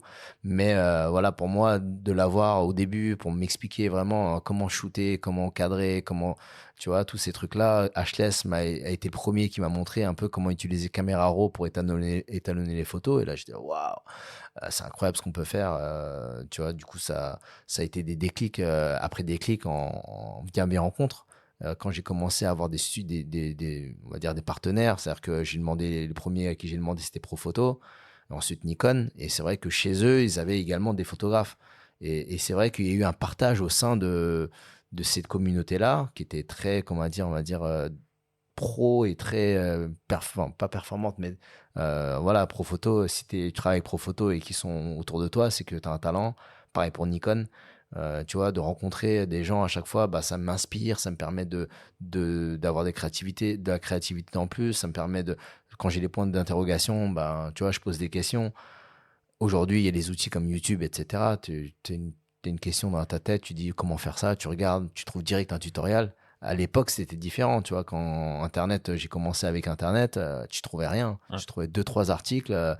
Voilà, tu avais la règle des tiers, comment gérer un appareil photo, comment débrayer un appareil photo réflexe. Bah, tu avais l'ISO, la vitesse et l'ouverture. Voilà, tu avais juste des trucs très basiques. Et en fait, je pense que c'est le temps que tu passes à rechercher, à tester, qui m'a formé. Donc j'ai mis du temps parce que du coup, il y avait moins d'informations. Mais au final, bah aujourd'hui, tu vois, d'avoir été si proche techniquement de mes appareils et des flashs, etc., bah d'avoir testé tellement, bah ça m'a permis de voir tellement de possibilités qu'aujourd'hui, ça m'aide en fait. Tu t'en souviens de ton premier boîtier? Tout premier? Ouais. Canon. Ah non, le tout premier, c'était un HP Hewlett Packard qui faisait Ouais, mais ça compte pas. Ça. Ah si, c'est ah, si. Bah, bien sûr que si. 1.3 millions de pixels. Eh oui. Je prenais 4 photos, enfin 8 photos. La carte était pleine. Enfin, ça, c'était hilarant. Et après, on va dire mon premier. Enfin, après, c'est les APS-C de mes parents. C'est-à-dire quand j'ai commencé la photo en 2003, c'était mon premier appareil réflexe. 300D 450D. Ah, ok. Ou 400D. 350, peut-être 350. Non, c'est 400D, je crois. Ouais, le premier c'est que j'ai eu. pareil, à peu près abordable. Ouais, j'ai eu le truc 400D, c'est le premier. Et avant ça, c'est vrai que bah, je faisais déjà un peu de photos pour m'amuser avec l'APS-C de ma mère et je me prenais pour un photographe, mais du coup, c'était tout en auto. Et quand j'ai compris que bah, tu pouvais débrayer ton appareil et voir des rendus comme ça, j'ai fait waouh, en fait, c'est ça qui me fait kiffer dans la photo. Alors, tes photos, elles se caractérisent par le mouvement que tu figes le plus souvent, mais aussi dans une grande maîtrise de la géométrie. Le photographe Julien Benamou, qui met lui aussi en lumière les corps en action, nous fait part de son admiration pour ta science de la composition. que je trouve vraiment impressionnant avec les photos de Tin, c'est vraiment le mélange entre les mouvements et la force de la composition, l'architecture qui répond avec les mouvements de bras, avec les mouvements de jambes, de sauts. En fait, ça crée vraiment des images assez inédites. Il a comme ça un œil un peu expert sur la danse, mais il a aussi un œil très vif sur la composition. Et je suis vraiment admiratif de son travail parce qu'il s'agit de composer, mais il s'agit de composer aussi dans l'urgence parce que les sauts, les mouvements, on ne sait pas exactement où ils atterrissent dans l'image. Et lui, il arrive toujours à vraiment positionner son modèle dans la pose qui va bien et à l'endroit qui va bien également. C'est en fait une prouesse technique et créative puisqu'il s'agit non seulement de capter le mouvement, de composer et en plus de rendre le tout un peu surprenant, exceptionnel et sensationnel, quoi. Il a cette différence qui fait qu'on reconnaît tout de suite les images. Est-ce que c'est dans la force de la pose? Est-ce que c'est dans le traitement d'image? Est-ce que c'est le fait d'être vraiment au grand angle? Je sais pas. En tout cas, je pense que c'est l'addition de tout ça qui fait que on a une image estampillée Little Chao. Mais moi, ce que j'adore chez lui, c'est qu'il est aussi très cool en fait. On a l'impression que tout est facile et puis il crée des images très très rapidement. Il a comme ça une espèce de nonchalance et dès qu'il met l'appareil sur ses yeux, ça part hyper vite et c'est toujours très pointu, quoi. Je sais pas comment le dire autrement. Intéressant. Intéressant de point de vue parce que du coup, ça me permet de voir un peu comment les gens peuvent penser que je crée mes images. En fait, il n'a pas tort, mais à côté de ça, en fait, c'est quelque chose de très réfléchi. C'est-à-dire que moi, j'ai un regard, on va dire, très observateur. Mon père était architecte, j'ai beaucoup bossé, comme dans la finance, c'était très maths, très vecteur, très géométrie. La géométrie, c'était mon point fort dans les maths. Donc, en fait, j'ai une conscience de la géométrie et de mon environnement, ne serait-ce que par mes études et ma formation, mais à côté de ça, en tant que danseur, j'ai cette conscience de l'espace. Et en fait, je pense que souvent on dit ça, on dit space awareness, tu vois, c'est le côté où tu sais, en fait, autour de toi, tu as conscience de ce qui se passe. C'est-à-dire que par exemple, quand nous on marche dans la rue ou on danse en soirée, en fait, je vais jamais toucher les gens. Tu vois, et parce que j'ai cette calcul j'arrive à voir, en fait, même derrière moi, en fait, l'espace qui me sépare entre les gens et moi. Donc, en fait, d'avoir cette conscience en 3 dimensions de ton espace te permet déjà de savoir, en termes de posture du mouvement, comment ton corps peut se mettre dans les airs. Moi, je vais regarder, par exemple, un endroit et en fait, au lieu de me dire, en fait, je vais faire un danseur, je vais prendre la photo, je regarde les lignes en fait de cet environnement et je me dis quelle position de corps pourrait matcher. Et en fait l'approche c'est que en fait avant de shooter un danseur, soit je connais le danseur, soit je le connais pas, mais je peux déjà dénoter de son habilité à quel type de mouvement va pouvoir exécuter le danseur. Et je me dis par exemple en gros si j'ai un cadre comme ça et qu'on est à cet endroit-là, j'ai ma vision. Et en fait je vais dire au danseur écoute en fait si tu peux me faire un mouvement comme ça va matcher l'endroit en fait. Donc en fait, je leur donne déjà en fait une direction. Et en fait, les premiers mouvements que la personne fait, en fait, ça me permet déjà d'ajuster en disant en fait de manière logique comment moi je me sentirais esthétiquement en fait dans ce cadre-là, comment je me sens esthétiquement faire part de ce cadre-là si j'étais à la place du danseur. Donc en fait, je me projette moi mes mouvements, ma silhouette pour me dire comment je paraîtrais cool et stylé dans cet événement. Et du coup, je vais orienter en fait au final ce danseur dans ces directions-là. Et en fait, la capacité des danseurs qui ont, enfin techniquement, qui forcément, tu vois, eux, c'est leur métier, c'est leur formation. Donc en fait, ils arrivent à avoir des limites qui vont au-delà des miennes. Je peux me permettre de pousser ces limites-là en me disant, en fait, voilà, moi si j'avais ces skills à lui, je ferais ça en fait. Tu vois. Et du coup, ça me permet de les orienter. C'est pour ça qu'on l'appelle one shot, dans le sens où si je connais le danseur, ça me facilite encore plus parce que je me dis, tu vois, je connais leurs mouvements et qu'est-ce qu'on n'a pas déjà fait? Qu'est-ce que j'ai pas déjà fait? Donc, je vais essayer de les pousser dans leurs limites, ce qui permet d'avoir un renouvellement sans cesse, en fait. Et de pas avoir, on va dire, une redondance par rapport au fait que, même si je shoot une personne 10 fois, je vais pas avoir les mêmes types de photos. Et par exemple, quand je bosse, on a eu Phil Wizard ou Nelson tout à l'heure en témoignage, par exemple, je vais toujours me dire, ça on a déjà fait. Non, en fait, faut qu'on pousse. En fait, je n'ai pas envie de créer le même type de mouvement. Après, si on est vraiment dans une urgence, tu vois, ce move-là qu'on a fait à cette époque-là, viens, on le fait là, mais avec un petit twist, un petit changement qui me permet d'avoir un truc différent, en fait. Oui, mais qu'est-ce qui fait, comme dit Julien, qu'on va tout de suite reconnaître ta patte? que c'est une photo à toi, c'est le traitement, c'est justement ce fameux cadrage et cette science, entre guillemets, de la géométrie que tu as. Ah, je pense que ouais, c'est ça. C'est-à-dire que comment je conçois, entre guillemets, on arrive à reconnaître des photographes de paysage ou d'architecture par rapport à leur style. Bah, moi, c'est pareil. C'est-à-dire que j'ai ma manière de voir le monde. Et en fait, ma manière de voir le monde, je pense que de manière inconsciente, les gens arrivent à se dire, bon, en fait, c'est son univers, c'est sa manière de voir les choses. Et par la suite, bah, c'est comment je vais mettre en fait ce corps à l'intérieur donc la proportion qu'il va avoir. Par exemple, la surface que sur la photo, que la surface du corps de ce sujet-là qui est sur la photo, quel est le ratio entre, tu vois, ça c'est aussi important pour moi parce que du coup, ça me permet de me dire, voilà, moi j'aime bien cette photo quand le personnage est proche, soit il prend un tiers de la surface de la photo, toujours dans les règles de tiers, soit 2 tiers de la photo, soit au final c'est c'est un petit sujet qui fait partie, on va dire, d'un endroit, mais du coup je découpe la photo. Et au bout d'une rambarde d'escalier, on peut voir une petite silhouette, ou alors on peut voir un gars au grand angle au 14 avec la main comme ça en avant-plan. Exactement, tu vois, par exemple quand tu fais la règle des tiers, bah, en fait cette règle des tiers, tu peux aussi la diviser de manière infinie en fait. Et du coup te créer également des proportions intérieures à des proportions qui au final dans ton inconscient te parlent. Et voilà, je pense qu'à force de voir mes images, donc quand tu me suis depuis un moment, bah, tu te dis, bah, ça c'est Xiao. Et c'est vrai que c'est cool de voir des gens qui viennent te voir et disent, en fait, je savais pas si c'était ta photo, mais en fait, bah, quand tu l'as postée, je me suis dit, bah ouais, bah, en fait, ça confirme le fait que bah, je me suis dit que c'était la tienne, donc je reconnais ton style. Le traitement d'image, c'est aussi autre chose, tu vois, l'étalonnage, bah, en fait, je suis passé par plein de phases, comme je vous ai dit tout à l'heure. J'ai été très saturé à l'époque, mais ça a été un ajustement qui s'est fait avec le temps. Pourquoi? Parce qu'en fait, sur certains interviews que j'ai dû faire avant, j'ai dit que j'étais déjà daltonien, donc je sais pas si vous le saviez, mais du coup, j'ai en fait une perception, on va dire, un peu différente de la couleur. Donc, c'est-à-dire que forcément, quand moi je vais talonner d'une certaine manière pour voir les couleurs, pour qu'elles me paraissent intéressantes, bah, vous allez voir d'une certaine manière qui peut-être est différente de comment vous voyez le monde, en fait. Alors, tu évoques des images cool, des poses stylées pour tes modèles. Ça régit quand même de codes qui sont bien identifiés autour de l'univers du hip-hop et du break. Est-ce que ces codes ont changé depuis 20 ans? Est-ce qu'ils évoluent? Est-ce que c'est toi qui les fais évoluer, entre autres?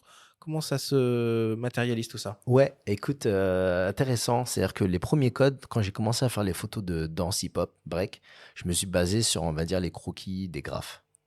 Donc les croquis de graphes, même Martha Cooper, en fait, comment elle shootait les danseurs. En fait, il y a un gros truc, c'est que on voit beaucoup les pieds en avant, une grosse paire de baskets, tu vois, qui prédomine au niveau de la photo. C'est qui Martha Cooper? Martha Cooper, c'est une photographe de New York. Okay. C'est une des premières à shooter, on va dire, toute l'histoire du break. En fait, il y avait Amy, c'est Sophie Bramley, qui est une Française. Elle était envoyée à l'époque par... je pense que c'était Le Monde. On l'a envoyé à New York pour faire ce reportage sur qu'est-ce que le break, tu vois. Et Martha Cooper, qui vivait à New York, qui est vécue, on va dire, dans cette culture très Bronx, Harlem, etc. Et du coup, c'est une des pionnières qui a shooté le break, en fait. Et donc, du coup, pour revenir un peu à ce que je disais, au niveau des codes, tu vois, quand tu shootes, on va dire, un danseur avec la paire en avant, pourquoi? C'est parce que la paire de baskets représentait, on va dire l'objet principal dans le hip-hop. C'est-à-dire on dit toujours, même encore aujourd'hui, tu peux être sapé comme un sac poubelle, mais si tu as une paire neuve et qui est stylée, bah, tu seras stylé en fait. Et voilà, donc c'était un peu mettre la paire en avant. Donc tu vois, ces codes-là, grand angle, prise d'en bas, c'était caricatural. Par la suite, voilà, je pense que la photo a évolué parce que moi, j'ai pris un aspect où j'ai envie d'avoir un tableau, en fait. De me dire, en fait, tu peux prendre une photo d'un danseur, mais qui soit pas forcément en connexion avec toi. Comment faire en sorte qu'il fasse partie, on va dire, d'un cadre qui soit pas prédominant, tu vois. Donc, il n'y a pas de connexion et toi, le spectateur regarde cette photo comme un tableau, tu vois. Après, il y a eu un autre code, c'est-à-dire que d'un sujet central, tu deviens un sujet secondaire. Et parce que, du coup, une fois, il y a un photographe, Lorenz Holder, qui me dit, tu sais, et je pensais totalement la même chose. Il me disait, moi, par exemple, une photo qui réussit avec un sujet, si tu enlèves le sujet et que la photo est bien, bah, tu as réussi ta photo. Donc, c'est-à-dire que, du coup, qu'est-ce qui ferait qu'une personne exposerait une photo de toi? Enfin, on va dire, d'une personne dans un appartement. C'est qu'en fait, ta photo globale, esthétiquement, est déjà tellement belle que tu n'as pas besoin du sujet. Le sujet est juste secondaire. Mais du coup, de rajouter un sujet, bah, y a quelque chose qui se passe. Mais en même temps, tu as une photo super esthétique, en fait. Et c'est là où je me dis, bah, en fait, bah, voilà, je vais peut-être changer mon regard. Je vais prendre des photos où, bah, en fait, pour moi, tout ce qui est beau, c'est tout le reste à part le danseur. Mais du coup, le danseur est quand même dans une performance incroyable, tu vois. Mais c'est vrai, on parlait tout à l'heure des festivals où pourraient aller tes images. Ça pourrait être parfois du paysage urbain, ça pourrait être de l'architecture. Pourquoi pas? On voit que c'est Ouais. très important dans ton travail. Et poursuivre cette question sur les codes, est-ce que le fait de photographier des danseurs d'opéra, justement, et de breaking t'alimente l'un l'autre? Est-ce qu'il y a des ponts qui peuvent aller d'un univers à l'autre, ou est-ce que vraiment c'est très codifié dans chacun et compartimenté? Non, bien sûr, bien sûr. C'est-à-dire que moi, en 2010, quand j'ai commencé à shooter, on va dire, les danseuses classiques, c'est parce qu'il y a une danseuse classique qui avait arrêté et qui s'est mis au hip-hop. Et du coup, je voyais ces lignes, je me dis, putain, intéressant, il y a un truc à faire. Et un jour, dans le shooting, à la fin du shooting, elle se transforme en ballerine. Elle dit, ouais, mais en fait, j'aimerais faire une photo aussi où je suis en ballerine. Ok. Ben, en fait, moi, j'ai, on va dire, un peu transposé mon regard hip-hop avec elle. Donc, j'ai shooté, on va dire, un peu une ballerine, donc, danseuse classique, mais avec un regard hip-hop. Et je me suis dit, mais en fait, c'est cool, en fait. Parce que du coup, c'est des lignes différentes. Donc, à matcher avec l'environnement, c'est autre chose encore. L'esthétique du vêtement, la grâce, la douceur. En fait, tu as d'autres sentiments qui rentraient en compte. Et là, je me suis dit, bon, bah, je vais explorer ça. Et c'est là où j'ai commencé. J'ai posté un truc sur Facebook en mode, est-ce qu'il y a des ballerines sur Paris? Et c'est là où j'ai commencé à shooter cette série-là. Et je me rappelle, bah, Le Monde, pareil, ils avaient fait un article en disant, waouh, incroyable, un nouveau regard, etc. Tu vois, en fait, on recycle les choses aussi. Peut-être que c'est pas moi le premier, mais tu vois, sur les réseaux sociaux, bah, c'est vrai qu'à cette époque-là, j'ai aussi pris, on va dire, cette facilité de partager. Donc, tu vois, les gens, ils ont vu ça à travers. Mais moi, ça m'a permis de rechercher davantage de choses. Et après, ben, tu vois, cette grâce que j'ai trouvée chez les danseuses classiques, bah, je l'ai amenée également sur la légèreté chez les breakers. Donc, du coup, quand j'ai shooté des danseurs hip-hop au break, bah, je me suis dit, bah, ça peut être sympa d'être déconnecté de ton appareil photo, de juste être en légèreté, en apesanteur, en toute grâce. Mais tu vois, ça n'empêche pas que tu peux être dans un mouvement de break, mais d'avoir ce côté de légèreté, en fait. Est-ce qu'aujourd'hui, tu es autant spécialiste de break que de ballet ou que de danse contemporaine? Bah, j'ai appris énormément parce que c'est vrai que d'avoir été à l'Opéra de Paris, quand je suis arrivé, bah, c'est vrai que d'échanger avec des photographes de là-bas ou d'échanger même avec des danseurs de là-bas, c'est vrai que moi, le retour du danseur est très important. Donc, plus je vais bosser avec des gens dans un univers, plus je vais en apprendre parce que je suis très curieux. Tu vois, je pose des questions. Tu sais, quand mes potes disent, ouais, t'es cool, t'es sociable, c'est parce qu'en fait, je suis curieux, en fait. Tu vois, du coup, je pose plein de questions et je pense que sincèrement, tu vois que je suis très intéressé parce que je suis pas émerveillé, mais je suis là, ah ouais, et en fait, dans ma tête, en fait, ça bouillonne déjà, en fait. C'est-à-dire que je pose une question, j'ai une réponse, et là, dans ma tête, je suis déjà sur 5 questions, en fait. Tu vois, donc c'est un peu ça, et donc l'expertise se fait par rapport au temps que tu passes à bosser avec un univers ou t'intéresser à un univers, en fait. Alors, tu as la réputation de travailler vite et bien. C'est en tout cas ce qui ressort des témoignages de personnes que tu photographies, comme le danseur et chorégraphe Mehdi Kerkouche, qui souligne ton sens de l'anticipation et ta facilité à entrer dans la tête des danseurs. C'est impressionnant. Ça a toujours été hyper impressionnant de voir le travail de Chao parce que c'est impressionnant de voir à quel point il connaît l'espace, à quel point il connaît les corps, à quel point il connaît la musique et à quel point il sait anticiper même ce que les artistes ne savent pas encore ce qu'ils vont faire, puisque c'est que de l'improvisation les 3/4 du temps, où moi j'ai pu le voir à l'exercice, que ce soit dans des trucs d'improvisation entre nous les danseurs ou témoins de ce qu'il peut prendre en photo dans les battles. C'est extrêmement impressionnant, mais il n'y a qu'un danseur qui est capable de faire ça. Et c'est pour ça que c'est le meilleur photographe de danse possible aujourd'hui, et je l'espère pour longtemps. Tin, c'est la puissance de réfléchir avant tout le monde en 360 degrés. Le mec, il est... devant l'objectif, derrière l'objectif, de chaque côté et dans la tête du danseur. Voilà, c'est ce qui fait que chaque shot est absolument parfait. J'ai fait 1 milliard de projets avec des artistes, photographes 1 milliard de fois. Je me mets mes propres barrières mentales de je suis pas à la hauteur, je suis pas un mannequin, je suis pas un modèle, je saute pas assez haut, je tourne pas assez vite ou je ne sais quoi. Et en fait, Tine te fait sortir le truc en un clic. Donc du coup, ça te fait économiser énormément de temps et d'énergie et ça te permet de savoir que t'as pas besoin d'être celui qui saute le plus haut, qui tourne le plus vite. Point. C'est quand les deux talents se rencontrent et se connectent en dehors de l'aspect physique. Voilà. Et Tine, il est trop fort pour ça. Donc Tine, c'est le super-héros de la danse. Et c'est ce que je me tue à dire au monde. Laissez vos enfants faire de la danse. Quel que soit le style de danse, ils comprendront mieux le monde qui les entoure. Voilà, cette conscience de l'espace, cette conscience du corps, cette conscience du mental, de la sensibilité de chacun, cette capacité à être dans la tête des gens, alors que nous-mêmes, on n'est pas dans nos corps. C'est son super pouvoir à Tine. Voilà, big up.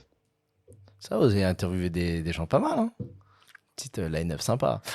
Ouais, écoute, intéressant. Ça rejoint un peu ce que je vous ai dit tout à l'heure sur la conscience de l'espace. C'est chouette, non, ce qu'il dit sur la danse.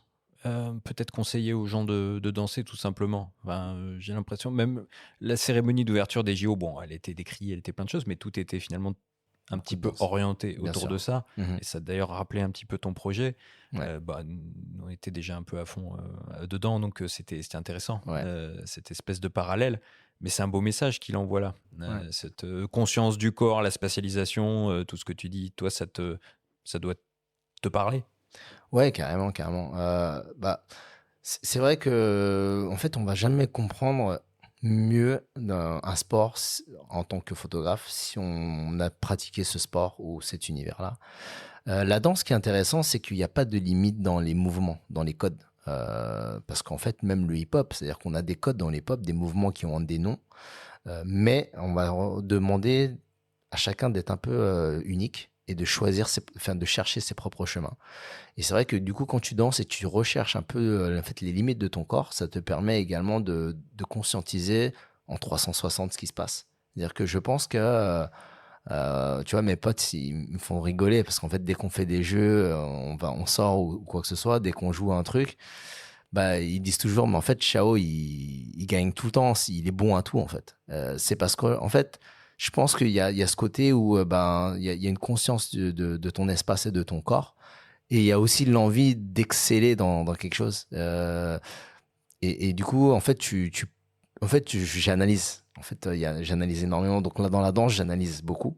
Et c'est pour ça qu'il dit qu'en fait, il est dans ta tête. Mais en fait, ce qu'ils ne se rendent pas compte, c'est que moi, je suis le plus gros stalker de la Terre. C'est-à-dire que je vais regarder des milliards de vidéos de danse. En fait, depuis que je suis petit, je regarde, tu vois, tu regardes mon feed d'Insta, c'est n'importe quoi. C'est des vidéos de volleyball, des vidéos de tennis, des vidéos de danse, des vidéos, dès que c'est un rapport avec du mouvement, de l'action ou quoi que ce soit, en fait, je suis curieux, je regarde exactement ce qui se passe.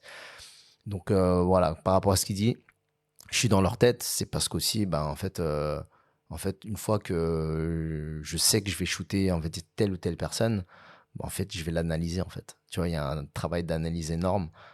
Tu vois, avant que je shoote, par exemple, une célébrité ou quoi que ce soit, je vais me dire, en fait, quelles sont ses tenues de corps, ses postures qu'il adore le plus, tu vois. Donc, du coup, par rapport à, tu vois, quand il poste des choses, je vais totalement voir. Donc, pareil, quand, par exemple, j'ai shooté la première fois le foot, j'ai regardé 1 milliard d'images de foot, en fait. Tu vois, alors que même si je joue au foot quand j'étais petit, dans mes quartiers, etc., ça veut pas forcément dire que tu connais réellement en fait l'esthétique de ton sport. Mais voilà, après je vais quand même essayer d'orienter sur, on va dire, cette côté, on va dire, d'extension de ton corps. On va dire le climax, on va dire le moment T. C'est voilà, c'est l'apogée de ton mouvement. Une fois que tu l'as capté dans l'univers de danse ou de sport ou des disciplines différentes de la danse et que tu as capté ça, après c'est bon, tu arrives à le voir, quoi. Mais des fois, ça va loin. Enfin, je trouve que dans tes photos, tu leur demandes des trucs, alors tu sais de quoi ils sont capables. Ouais.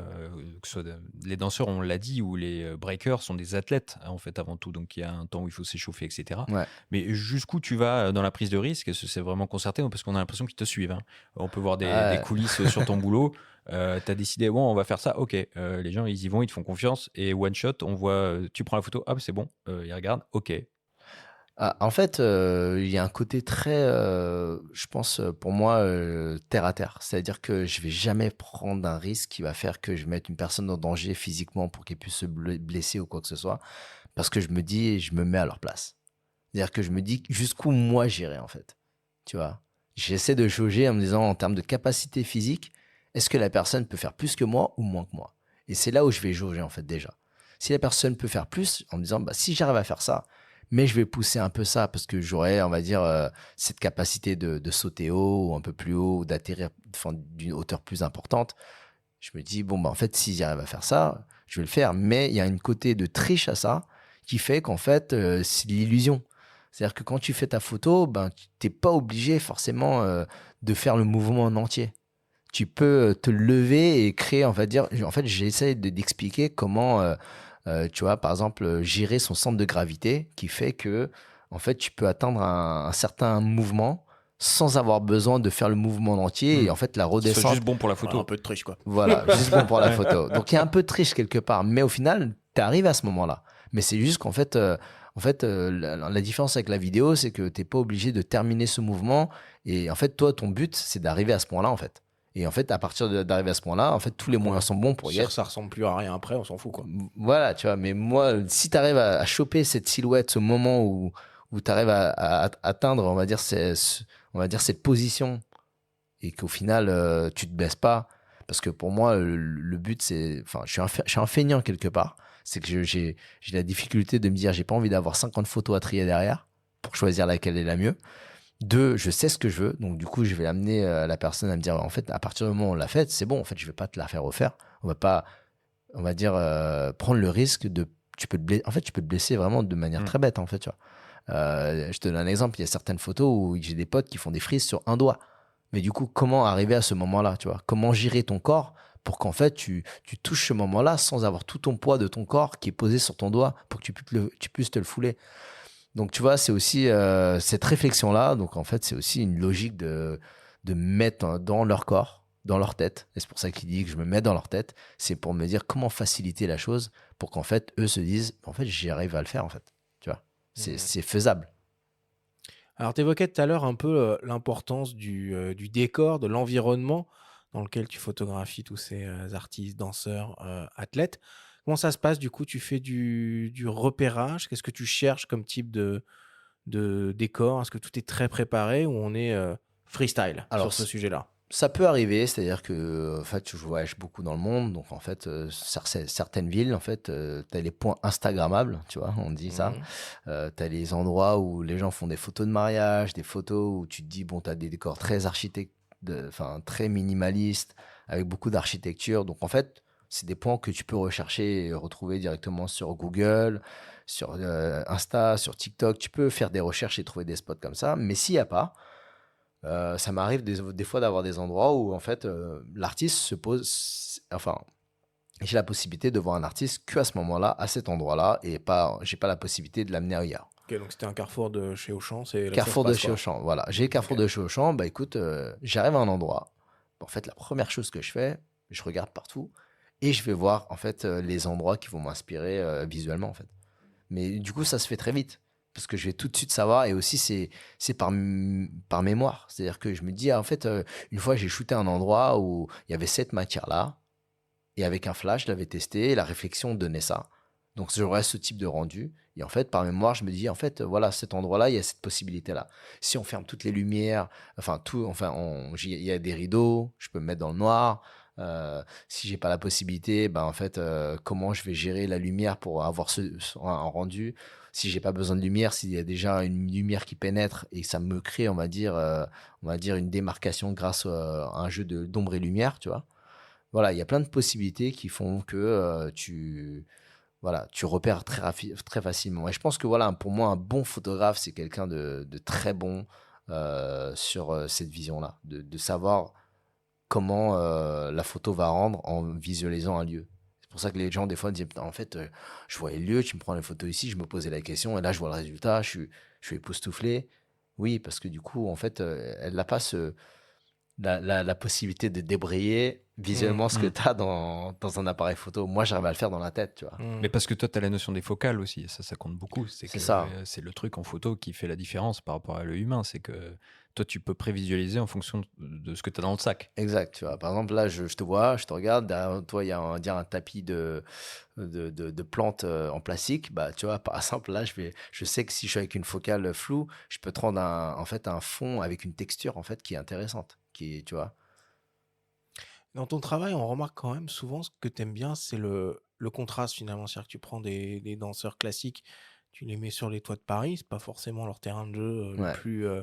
le plus évident, le plus logique, ni même le plus ludique. Qu'est-ce que ça apporte du coup ce genre de contraste-là?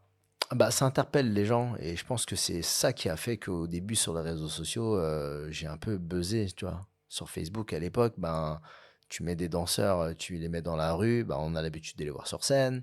Bah, après, les breakers, on les voit dans la rue, bah, tu sais, ça vient de la rue. Mais tu les mets dans comment dire, des décors un peu, pas touristiques, mais avec un landmark, tu vois, vraiment un truc où tu dis, voilà, là, en fait, c'est identifié, c'est Paris. Tu vois, j'ai aussi la chance d'habiter à Paris, donc tu vois, il y a un décor incroyable. C'est-à-dire que j'étais avec un terrain de jeu illimité. Tu vois, il y avait de tout. Et des ponts, de l'eau, tu vois, t'as des immeubles intéressants, t'as des structures modernes. Tu vois, quand la Philharmonie est arrivée, j'ai fait, waouh, enfin, tu vois, on va dire, la texture est incroyable. Enfin, tu vois, il y a plein de choses comme ça qui fait que, tu vois, ça interpelle. Et je pense que quand tu fais un mix entre quelque chose qui n'est pas attendu, bah, moi, ça va me faire kiffer parce que je me dis, ouais, je l'ai jamais fait. Je l'ai pas encore vu sur quoi que ce soit. Donc, viens, on teste, en fait. Donc, c'est comme ça qu'en fait, je crée. C'est de me dire, voilà, faire des choses que j'ai pas vues, tu vois, qui me paraît nouveau pour moi. Et c'est ça qui est intéressant. C'est comme, en fait, en vrai, je m'amuse, en fait. Tu vois, créer des images, pour moi, c'est juste m'amuser. C'est pour ça qu'aujourd'hui, d'avoir ce métier-là, je me dis, c'est un des plus beaux métiers du monde. T'es là à t'amuser et les gens, ils t'engagent pour t'amuser, en fait. Tu vois, c'est ça qui est dingue. Et tous les gens donc, qu'on a interrogés ou avec qui on a parlé disent que tu travailles vite et bien, one shot ciao. Ça veut dire que tu es toujours prêt, tu as toujours de quoi faire dans ton sac. Est-ce que tu peux nous dire juste avec quoi tu bosses? Qu'est-ce que tu as dans ton sac photo en termes de boîtier, en termes d'optique? Alors, ce qui est marrant, c'est que je compose avec vraiment ce que j'ai sur moi. C'est-à-dire que j'ai, on va dire, des optiques favorites. Bah, tu vois, on a évoqué tout à l'heure le plein A, le 135, j'adore. Le grand angle, et c'est vrai que dernièrement, je fais beaucoup moins de grand angle qu'avant. Parce que, voilà, pareil, bah, en fait, j'ai lancé une trend où beaucoup de photographes maintenant dans la danse font du grand angle. Et du coup, je me dis, bon, en fait, les mecs, ils ont poncé un peu ce que tu vois, ma vision, etc. Donc voilà, je vais aller à contre-pied, je vais shooter en longue focale, je vais changer. Là, par exemple, le 35, bah, je vais me balader qu'avec un 35 et ça va être mon challenge, me dire, en fait, je vais créer des visuels qu'avec du 35. Donc c'est un peu se créer des challenges, me créer des challenges. Mes optiques favorites, on va dire, mon kit to go, on va dire, c'est le 24-70, le 35 mm, le 135. Tu vois, c'est un peu les optiques. Si tu me dis, prends 3 optiques, je vais prendre ces 3-là. Après, il y a le grand angle, forcément, le 14-24 de 8, que j'aime bien aussi. Après, le fisheye, à un moment, j'ai eu une période très, très fisheye. Donc, beaucoup de distorsion, ce côté un peu culture skate, tu vois, parce que je regardais énormément de vidéos de skate à l'époque sur MTV, tu vois. Voilà, donc en fait, voilà, on va dire que mon kit, ça va être ça. Ça va être le boîtier avec ces 3 optiques-là. 24-70 pour être très polyvalent. Le 35 parce que j'adore cette valeur-là. Avant, c'était le 50, tu vois. Quand j'ai commencé la photo, je ne jurais que par le 50 mm. Et aujourd'hui, ben, 35, ça me permet d'avoir un peu plus de recul et de perspective. Et pour le 135 mm, c'est sur ce côté un peu long focal. Au niveau lumière, du coup? Alors, En lui- photo, ils sont connus pour faire du flash, quoi. Ouais. Mais bon, aujourd'hui, en 2024, on parle aussi de LED. Ouais, c'est ça. Bah, écoute, ouais, en fait, moi, j'ai commencé très tôt à faire on appelait ça le strobiste, Tellement bon. à l'ancienne. Et du coup, bah, j'ai été vraiment baigné là-dedans. Je faisais vraiment que ça, du flash, parce que je voulais que mes photos qu'il y ait un rendu qui change de ce que les gens voient, en fait. Tu vois, quand tu utilises le flash, tu mets une dimension différente que les gens, tu sais, ça les surprend tout de suite. En disant, mais en fait, c'est pas du tout ce que je voyais, mais en fait, c'est ta gestion de la lumière qui a créé, on va dire, un truc un peu inédit à ce moment-là, à cet endroit-là. Et du coup, le flash, bah, j'ai toujours travaillé avec beaucoup de choses portables. C'est-à-dire qu'en studio, pour des gros shoots, bah, je shoot vachement avec, tu vois, toujours tu sais, les gros blocs avec Ouais, les les gênés, là, têtes, les machin, gênés, ou sinon, il y a les D2 aujourd'hui qui sont très efficaces, etc., parce qu'ils montent très vite en vitesse et en puissance. Après, moi, j'ai été vraiment sur de l'extérieur. J'adorais, en fait, shooter. Donc, j'ai commencé avec le Profoto B2. Donc, tu vois, une tête avec un gêné portable, mais c'était une galère pour voyager avec. Tu vois, c'était tellement lourd. Enfin, en fait, c'était léger pour l'époque, mais aujourd'hui, quand je compare avec ce qu'il y a aujourd'hui, je me dis, mais en fait, je réalise que je me baladais avec ce truc-là, quoi. Et du coup, aujourd'hui, dans mon sac à dos, bah, tu vois, j'ai des B10, j'ai des B10 Plus, je bosse avec aussi du A1, A10, tu vois, toute la gamme pro photo portable, un peu. Voilà, et qui est très très bien, très très ergonomique, très pratique. Et tu me mets dans un sac à dos, bah, tu vois, par exemple, je voyage à travers le monde et j'ai mon studio de flash avec moi, quoi, avec deux, trois têtes, en fait. Alors, on peut voir les coulisses de certaines de tes photos dans le documentaire Danse à Paris, qui est diffusé sur YouTube, sur la chaîne de Nikon France. Aurélie Gonin, qui est photographe et réalisatrice de ce projet, t'a suivi pendant la réalisation de ce film éponyme et elle a été marquée par l'énergie que tu déploies sur le terrain. Avec Shao, on se connaît depuis quelques années parce qu'on est tous les deux ambassadeurs Nikon et on s'était retrouvés à une soirée Nikon on Top où il m'avait raconté qu'il y avait quelqu'un qui l'avait filmé pendant le shooting des photos de son expo Danse à Paris. Et du coup, au fil de la discussion, je lui avais proposé de monter son film, ce qu'on a fait donc l'année suivante. Et j'ai eu beaucoup de plaisir à le faire, à montrer son approche avec les danseurs, comment il a tout anticipé, comment il connaît par cœur leurs mouvements, la composition qu'il va faire, etc. Ce qui lui permet d'être en plus super efficace, ce qu'ils ont l'air de tous beaucoup apprécier. Et puis dans ce film, j'ai essayé de mettre son énergie qu'on voit dans ses images et qu'on voit là aussi dans sa manière de travailler. Et puis voilà, c'est un film qui suit son chemin, qui est sur Amazon. C'est un film qui m'a beaucoup plu, que j'ai eu plaisir à faire et j'espère que vous aurez plaisir aussi à le regarder. Alors, en fait, le documentaire, j'ai Antoine Petit, qui m'a suivi justement pendant, on va dire, 15 jours. Donc, c'était 15 jours vraiment intenses. Et en fait, bah, c'est vrai qu'on l'a monté un peu en speed parce qu'en fait, pour l'expo de la photo, pour le vernissage, en fait, j'ai loué une salle de ciné. Et j'ai voulu, on va dire, diffuser le BTS pour que les gens aient un truc intéressant à voir le jour de l'expo. Et du coup, on a fait un mini documentaire d'1h30. Et c'est vrai que du coup, Aurélie l'avait vu. Et du coup, c'est vrai que, la personne qui m'avait monté la première version, la V1 pour l'expo, était déjà très bien parce qu'il y avait vraiment des scènes qu'on a diffusées de manière intéressante, etc. Mais Aurélie m'a dit, écoute, voilà, moi je pense que ton docu, j'aime bien, mais il a vocation à être partagé sur une plateforme comme YouTube ou voire Amazon, parce qu'il est également sur Amazon Prime. Mais du coup, elle s'est proposé de remonter le docu. Donc elle a fait une version un peu plus courte, en 45 minutes. 45 minutes, ouais. 45 On peut le minutes, un voir peu plus sur condensée. Donc voilà, je pense que, elle a réussi à faire un truc de dynamique, une approche un peu différente de ce que j'avais fait auparavant. Et voilà, en tout cas, j'en suis très satisfait parce que ça me fait un super souvenir au final. Donc c'est là où, comme vous disiez, on voit un peu les coulisses de mon shooting, de voir comment je travaille. Et je pense que c'était intéressant de faire partager ça parce qu'on voit souvent les images, mais on se rend pas compte réellement de comment ça se passe. Et ce projet, je crois, à l'origine, tu l'avais pensé en noir et blanc. Et tu as décidé au dernier moment de le basculer en couleur. Ouais. Avec le recul, est-ce que tu n'y reviendrais pas au noir et blanc? Tu parlais de Depardon tout à l'heure. Ouais. Et tu parlais aussi de gens qui commencent à suivre un peu ton boulot, grand Ouais. angle, machin, ça pourrait être un contre-pied.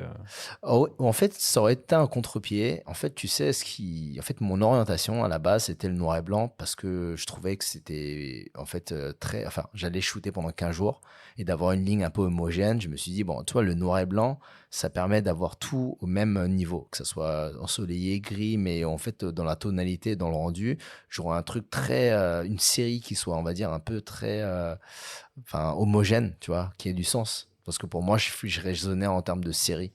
Et c'est vrai que cette période-là, il y avait plein de choses qui rentrent en compte. En fait, on sortait de Covid.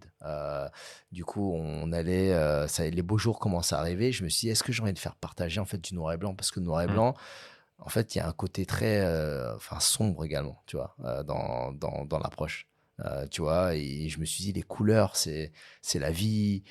Tu vois, il y a du soleil, mon style à la base c'est très coloré. Est-ce que tu vois, par exemple, sur une façade entière avec plein de couleurs, bah, tu vois, ça va être très péchu. Donc c'est vrai que la veille, c'est-à-dire que j'ai envoyé toute ma série à l'impression en noir et blanc. Et là, dans la nuit, je me dis non, en fait, tu sais quoi, je vais faire de la couleur. Je fais un test, je fais 2 photos, j'envoie à 2 personnes random que je vois connectées sur Insta. Il est 2h du mat. Et je leur dis noir et blanc ou couleur. J'entends couleur. Je me dis, c'est bon. Donc je passe toute la nuit. Combien d'images à traiter? J'ai une 30aine d'images à traiter. Enfin bon. Et en plus, le truc, c'est que quand je les avais traitées, j'étais tout basculé en noir et blanc. Et tu vois, j'ai un peu édité les photos. Et du coup, j'ai dû tout refaire. Donc j'ai dû tout réétalonner et rééditer certaines des photos, tu vois. Juste sur la correction des perspectives ou tu vois, il y avait un truc qui me gênait, tu vois. Donc du coup, j'ai fini à 6h du mat et je rebalance ça et je dis j'espère que c'est pas trop tard, je te rebalance tout en couleur, voilà. Bon, écoute, la transition est toute trouvée. On va parler un peu de retouches et d'IA. Tu es très proche d'Adobe. Tu as suivi la conférence Adobe Max, si j'ai bien compris, à Miami, il y a quelques jours, quelques semaines, sous le signe de l'IA. Comment tu vois ça, toi, l'IA, dans toute cette histoire et dans ton histoire, peut-être? Bah écoute, moi, l'IA, c'est cool parce que ça te permet d'avoir une assistance très rapide pour retoucher rapidement certains éléments. Mais c'est impossible Enfin, pour moi, par exemple, la photo qui va me parler et qui va me toucher, pourquoi ça me touche? C'est parce que j'ai vécu ce moment-là, en fait. C'est-à-dire qu'en tant que photographe, si j'ai pas eu ce vécu-là, en fait, bah, la photo, ça reste une création. On va dire une composition, on va dire que tu as fait comme un créa va faire, on va dire, une affiche. Tu vois ce que je veux dire? Donc, tu peux te rapprocher d'une perfection, tu vois. Et encore, c'est vrai qu'aujourd'hui, même au niveau des droits, tu vois, Adobe, en fait, le crée haut et fort. C'est-à-dire qu'en fait, ils ont créé une plateforme où, en fait, tous les choses qui sont générées par IA ou quoi que ce soit, bah, en fait, les crédits sont reversés aux photographes et également, bah, si commercialement, enfin, tu vois, il y a une sorte de législation qui fait que tu as une banque d'images et quand ça va piocher dans cette banque d'images, ils sont en soi rémunérés, en fait. Tu vois, donc ça, je trouve ça intéressant parce qu'en fait, il y a une transparence à ce que tu crées grâce à l'IA, mais il y a également, on va dire, quelque chose de légal. Par la suite, la retouche IA, c'est, on va dire, des calculs, on va dire, algorithmiques sur, on va dire, un rendu global de ta photo, mais en aucun cas, ça va te permettre tu vois, de voir ce qui se passe. Et je pense que quand c'est authentique, bizarrement, je pense que les gens arrivent tu vois, tu ressens l'authenticité, le réalisme d'une photo et ça va plus te parler. Enfin, en tout cas, pour moi, toutes les photos pour l'instant j'ai eues créées par IA en intégralité, il n'y en a aucune qui m'a parlé en fait. Tu vois, il y a 1 ou 2 photos où je me suis dit ouais intéressant, mais tu vois que ça a été fait par IA, tu vois. Mais alors ça c'est l'IA générative, mais tu as l'IA qui toi en tant que photographe peut t'aider aussi, qui je sais pas moi, tu as une image sympa où tu as un élément de décor qui te gêne et tu dis mince, et là aujourd'hui avec l'IA tu peux substituer des choses. Ça me fait gagner un temps immense. C'est-à-dire que là il y a une des photos que j'ai faites avec Mathias Dandois lors de l'expo justement, où il est en face de la pyramide du Louvre. En fait, on a attendu 20 ans en fait pour qu'il y ait personne parce qu'on était à 11h. Ah, avec son BMX. Avec son BMX, impossible à avoir 100 personnes. Et à un moment, il y a une personne qui passe, 2 personnes. Je me dis, tu sais quoi, on l'a cette photo, je vais retoucher ces deux personnes, tu vois. Et au final, j'ai mis peut-être, je sais pas, 1 heure, 45 minutes à effacer vraiment le truc pour que ça soit parfait en fait. Mais du coup, en IA, Bah, en fait, je 2 crois secondes, quoi. en 2 secondes, quoi. Du coup, tu vois, je me dis, j'aurais gagné 1 heure. Ouais. Et c'est ça, je trouve ça incroyable. Vraiment, je suis vraiment bluffé. En tout cas, à chaque fois que je suis sur les keynotes d'Adobe Max, je suis bluffé sur l'évolution technologique que ça prend, en fait. Même ne serait-ce qu'en vidéo. Tu vois, la génération, en fait, de séquences qui te manquent, où ça te recrée un personnage qui marche et qui va traverser un endroit. Enfin, du coup, c'est incroyable de dire qu'en fait, c'est très réaliste, en fait. Alors, pour finir notre discussion, on va évoquer les différents types de projets que tu réalises. Malgré tes milliers de followers sur Instagram, tu es capable de dire oui à des sollicitations un petit peu moins clinquantes que de suivre le PSG à Los Angeles. C'est en tout cas le sens du témoignage d'Emmanuel Mendes, qui a hésité avant de faire appel à tes services lors du lancement de sa boîte Bobo Chic. Petite appréhension, même grosse appréhension. Est-ce que moi, du haut de ma petite société qui vient d'être créée avec mon associé, appeler Little Chao avec des centaines de milliers d'abonnés sur Insta, qui côtoie les plus grandes stars, que je n'ai pas vu depuis 10 ans, est-ce qu'il va me répondre? Premier point. Est-ce qu'il va être dans nos tarifs? Deuxième point. Troisième point, on n'avait même pas d'approche artistique, hein, on démarrait, on part du néant et on contacte tout de suite la crème de la crème. Donc je me suis un peu monté la tête tout seul dans mon coin, mais bon, j'ai décidé de le contacter. Donc sur Insta, de mémoire. Voilà, bouteille à la mer, lancé comme ça, et bah figurez-vous que c'est là où ça fait plaisir de côtoyer ce genre de professionnel, d'une simplicité et d'une rapidité efficace. Le gars, il me répond, je crois, dans la foulée. Personnalité et professionnellement très attachant et très proche, en fait, très direct. Pas de chichi, donc on se rencontre. Donc c'était comme si on s'était pas finalement quitté. Ce que j'adore chez ce garçon, c'est cette simplicité. On parle avec quelqu'un qui est hyper fort professionnellement, mais qui rassure en fait, qui est très proche des gens. Donc en fait, il t'intègre dans son univers, dans sa façon de travailler, de manière simple, mais derrière c'est hyper complexe en fait, c'est hyper pointu, c'est fort. Enfin, le résultat, il est au top. Il apprécie les projets, il choisit les projets qu'il aime faire aussi. Donc je lui dis, écoute, moi je suis une petite boîte, vas-y, carte blanche, on y va. Machin. Donc je lui ai fait une totale confiance et in fine, on va dire qu'il il a insufflé quelque chose dans la marque dans la marque de mon entreprise par son approche artistique, parce qu'il a un background super fort, parce qu'il est efficace, parce que quand il fait un truc, un projet, il le fait de A à Z, il laisse rien au hasard. Nous, on voit pas ça quand on démarre avec lui. On voit pas, on voit que le résultat, qui est souvent et globalement toujours bon, mais il y a quand même tout un préparatif, une réflexion, etc. Il a trouvé 4 danseuses en 3 minutes, il les a briefées, il a fait 2 chorés avec elles, on a dansé dans plein Paris avec un canapé qu'on a trimballé, c'était super quoi, c'était une très belle expérience. Elle a su garder cette simplicité de l'école de commerce finalement, tout en apportant et en gardant toute cette expérience qu'il a acquise. C'est ça que j'aime beaucoup, c'est cette proximité qu'il a avec ses clients. Vous pouvez clairement lui donner les clés.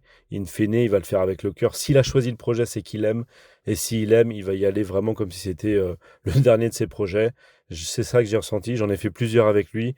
Ça a été toujours la même chose, l'implication, mais dans la joie et la bonne humeur.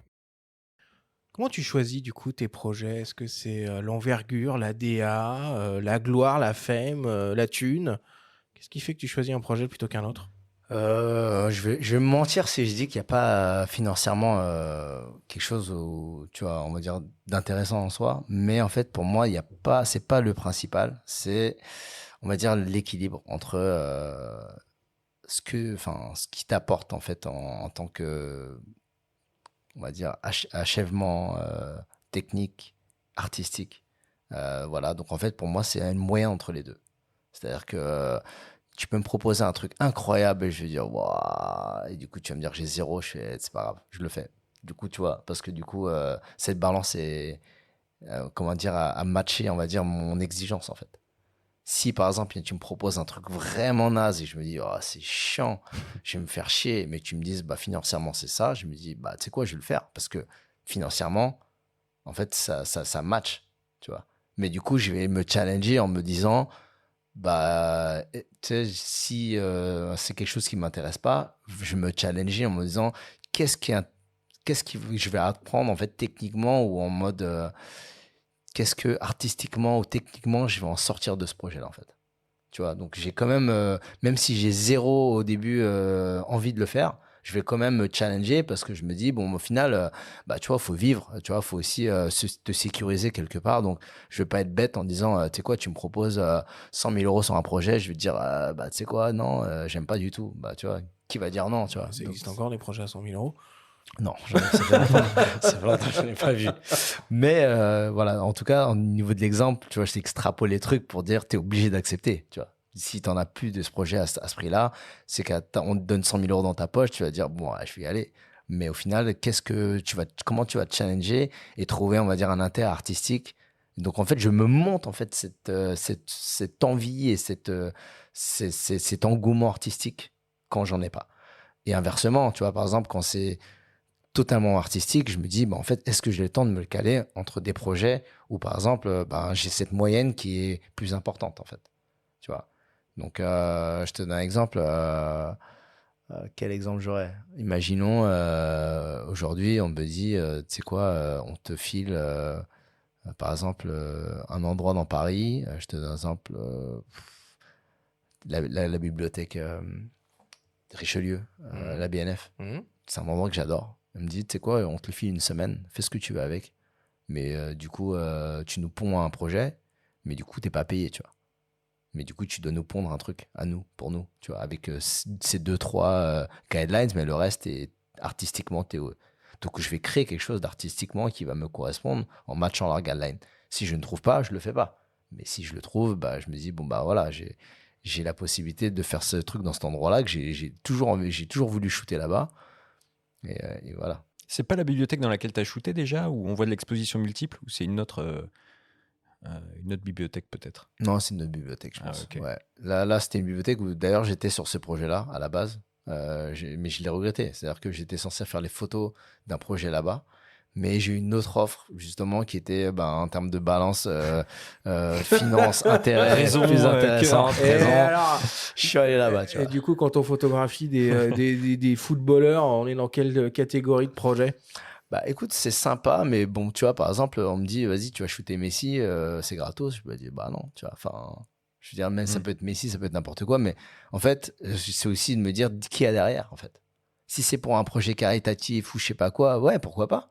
Je le fais, en fait, parce que du coup, je sais qu'il y aura un truc bénéfique pour des gens, en fait. Pas forcément pour moi, mais pour des gens. Mais par exemple, si, tu vois, c'est une marque derrière, et je sais que, par exemple, en fait, j'ai une analyse très rapide de qui est quoi, quelle est la demande et quelle est l'envergure financière derrière, en fait.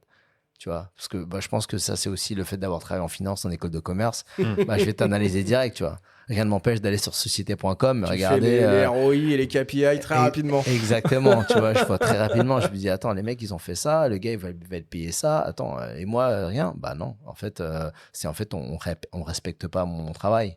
Donc, en fait, quand je sens que quelque chose n'est pas respecté dans une justesse, j'irai pas. Mais tu vois, quand je sens qu'il y a une justesse et que je me sens qu'il y a un truc sincère derrière, etc.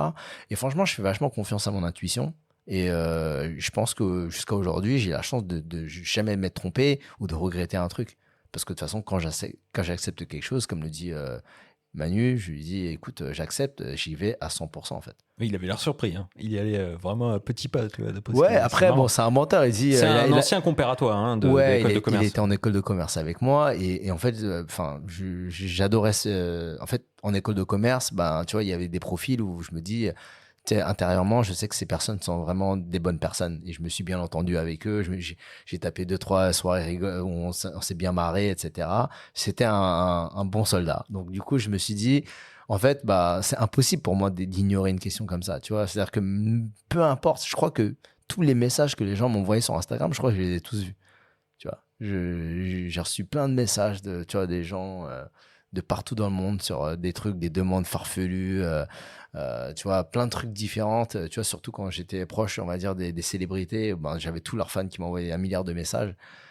Mais du coup, je lis tout parce que du coup, je trouve, ça me permet d'analyser, on va dire aussi, tu vois, d'une manière, une approche un peu sociale, tu vois, psychologique des gens. Enfin, tu vois, j'adore comprendre en fait comment le monde fonctionne un peu. Et du coup, je regarde tout. Je réponds pas forcément à tout, mais du coup, quand il y a des trucs où j'ai des offres, on va dire, intéressantes de création, etc., j'analyse, tu vois, je réfléchis quand même en me disant est-ce que je vais pas le regretter, tu vois. Ah, t'es pas blasé en tout cas. Ouais, non, ça va. Je trouve, je suis bien.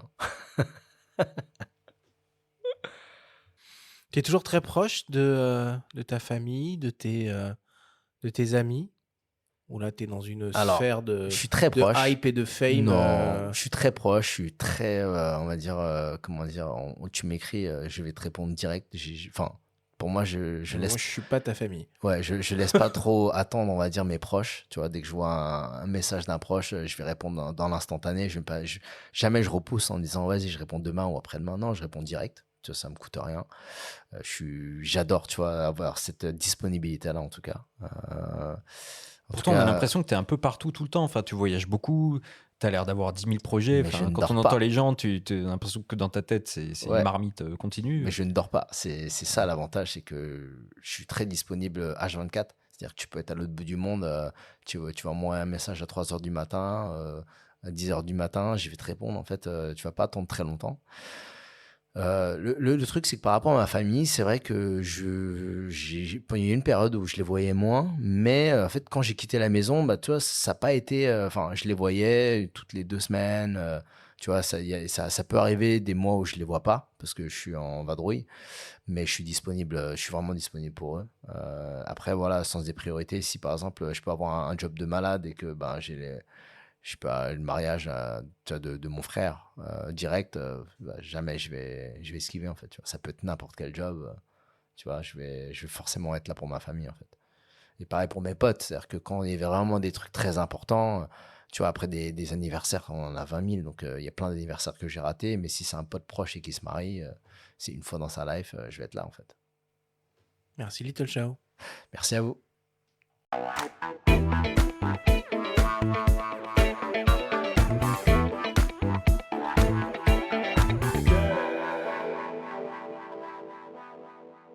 Nous sommes toujours avec le photographe Little Chao pour une grande discussion au coin du feu.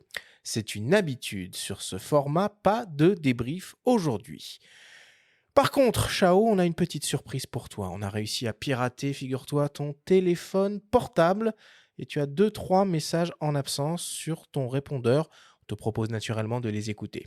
Le répondeur de Little Chao vous est présenté par ipln.fr, le spécialiste photo et vidéo. Vous avez 6 nouveaux messages. Yo mon Tinouche, écoute, je tombe sur ton répondeur, je pense que tu dois être dans l'avion. Il y a des grandes chances, étant donné que normalement tu es connecté H24. Donc je sais pas dans quel pays tu es, mais je passais là devant l'école supérieure de gestion, notre école, et je me disais putain, ça fait 22 piges mon pote, 22 piges qu'on a quitté l'école. Quand je fais une petite rétrospective et je me dis qu'on a fait 40 000 vacances, qu'on arrive toujours à se voir, alors effectivement avec une fréquence des fois un peu sporadique, mais on arrive toujours à se voir, à se capter et à taper des putains de délires, et ça c'est plutôt cool. Qu'on a quand même bien géré nos lives, ce qui est quand même pas mal. Et je me disais qu'il nous manquait qu'un truc, mon pote. C'est de monter notre boîte, tel qu'on s'est toujours dit. Donc est-ce que ça sera cette année, l'année prochaine? Bon, en tout cas, falloir qu'on s'y mette, mon pote. Mon trésor à moi. Quel homme merveilleux, bon, digne, généreux, avec qui j'ai l'honneur de partager ma vie. Chaque seconde de ces 12 années ensemble a été un pur bonheur, et je suis sûre qu'il nous reste encore de sacrées péripéties à vivre ensemble, et je me réjouis de savoir que je vais les vivre à tes côtés. Je t'aime, mon amour. Salut Tine. Dis-moi, s'il fallait que tu choisisses entre ne plus jamais aller au restaurant ou ne plus jamais faire de photos, qu'est-ce que tu choisirais? Tu préfères la bouffe ou la photo? Thịnh ơi, con trai mẹ, mon fils, je pense à toi. Où es-tu? Tu vas bien? Je m'inquiète toujours pour toi quand tu travailles loin, à l'étranger. Pour ta santé surtout. Prends bien soin de toi. Tu as trouvé le restaurant à ton goût? Tant mieux, sinon tu peux toujours rentrer chez Beaumère, que je vous prépare, toi et Soleila, le feu ou les nems, vos plats préférés, ok? Bon, Tine, je t'appelle comme ça. Beau va bien, comme d'habitude. Bon courage, travaille bien et surtout dors bien aussi. Je t'embrasse très très très fort mon fils. Je t'aime, con trai mẹ. Bisous. Bisous, bisous. Ah ouais. Je tombe sur ton répondeur, donc je suis obligé de te laisser une note vocale. Je pense que tu as reconnu à ma voix. C'est capé, toi-même tu sais. Ah, ciao. La famille. Bon, juste pour te dire que depuis tant d'années qu'on se connaît, cette fougue africaine, parce que toi, t'es l'Africain asiatique, hein. T'es celui qui fait des nouilles au mafé, en fait, c'est toi. Tes parents, ils t'ont mis au monde, mais en fait, t'as les gènes d'Inquin, on le sait tous. Ben, mon frérot, t'es la famille, love de fou sur toi, toutes ces années à partager les événements, les soirées, les discussions, laisse tomber, la folie. Et qu'est-ce qui me vient en tête? Allez, c'est une petite entre toi, moi et Soso. Je vais pas raconter l'histoire parce que ça reste entre nous, mais juste, vous vous souvenez quand on était en Afrique du Sud, au petit-déj, et qu'on se racontait nos petites histoires et que vous m'avez filé ce petit filon à raconter à personne et que je sais, et que je suis parti en courant. Je dis juste ça. Ciao, tu me connais. Bisous, love, et à très vite. Yo! Oh, Shao, what's up, bro? It's Sean Evaristo. Hope you're doing well, man. And I'm in transit right now, just coming out of Tokyo, and I was just thinking about how much fun we've had together out there. Just so many times kicking it, and not just that, but just it made me think about, like, from the first time we met, just both of us following our passions and continuing to do what we love all these years. I'm so grateful for you, your friendship, your advice, all the things, man. I love you. I hope you're doing well. Love to both you and Soleila. I'll talk to y'all soon. You already know, man. Peace. Fin de vos nouveaux messages. On m'a fait pleurer, les gars.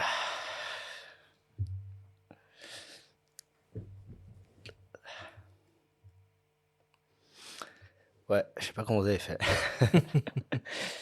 Ouais, en tout cas, non, c'est des gens qui sont très proches de moi et du coup, qui vivent en fait, enfin, ils font partie de ma vie et ma passion. Donc, c'est-à-dire que tous, on va dire, un rôle sur, on va dire, là où je suis aujourd'hui.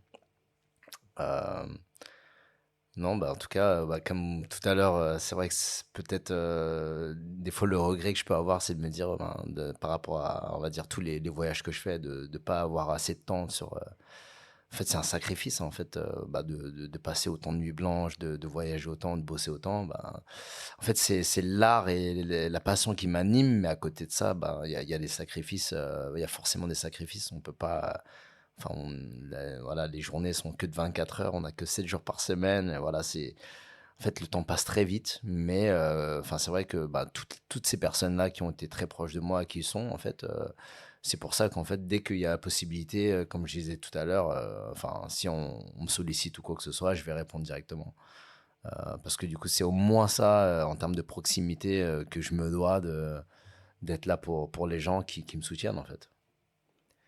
Et on décèle dans les messages donc de Nicolas Gillet et de ta maman que tu as une passion pour la bouffe, apparemment. Ça a l'air d'être aussi important. La bouffe ou la photo, alors? Franchement, la bouffe, je pourrais pas vraiment passer. Je pense que j'arrêterai la photo. T'arrêtes la photo, tu ouvres un resto? Exactement. Non, mais c'est vrai. Les nouilles au mafé, c'est conceptuel. Ouais, non, c'est sûr. Après, voilà, tu vois, je pense qu'aujourd'hui, d'avoir cette ouverture d'esprit, même si, tu vois, la photo qui m'anime et que je suis passionné, si aujourd'hui, je sais pas, je me dis, imagine tous les appareils du monde, en fait, subissent un gros, tu vois, il y a une grosse charge électrique qui casse tous les appareils, il n'y a plus d'appareils photo, plus de vidéo, je trouverais quand même le moyen de vivre une passion. Parce que c'est vrai que la photo m'a également appris à me dire qu'en fait, on peut vivre d'un art. Et en fait, c'est une bonne leçon de la vie, tu vois, de se lancer en tant qu'entrepreneur. C'est de pouvoir sortir d'un système dans lequel tu te sens pas forcément d'attache. Enfin, tu vois, t'es pas attaché à un système très, on va dire, régulé.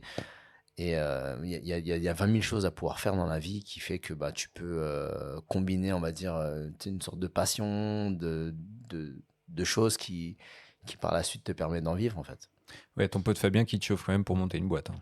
Ouais, c'est un bon projet. C'est vrai que du coup, moi, je serais partant pour le faire. Je pense que c'est plus, par exemple, de savoir un peu, lui, le format dans lequel il est, d'avoir, tu vois, cette notion de sécurité. Moi, d'être passé par là, je me dis, je sais pas s'il pourrait passer à travers ce truc-là.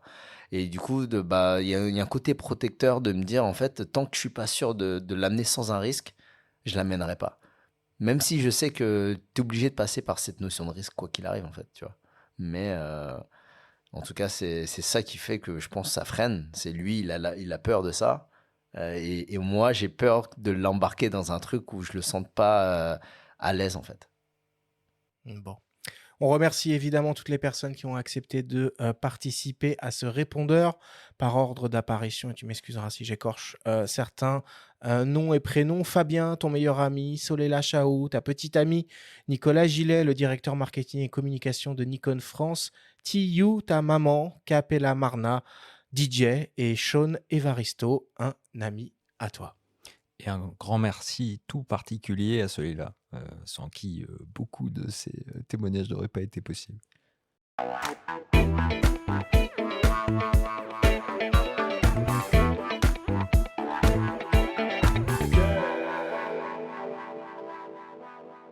C'est le moment de la dernière partie de cette émission avec le traditionnel quiz.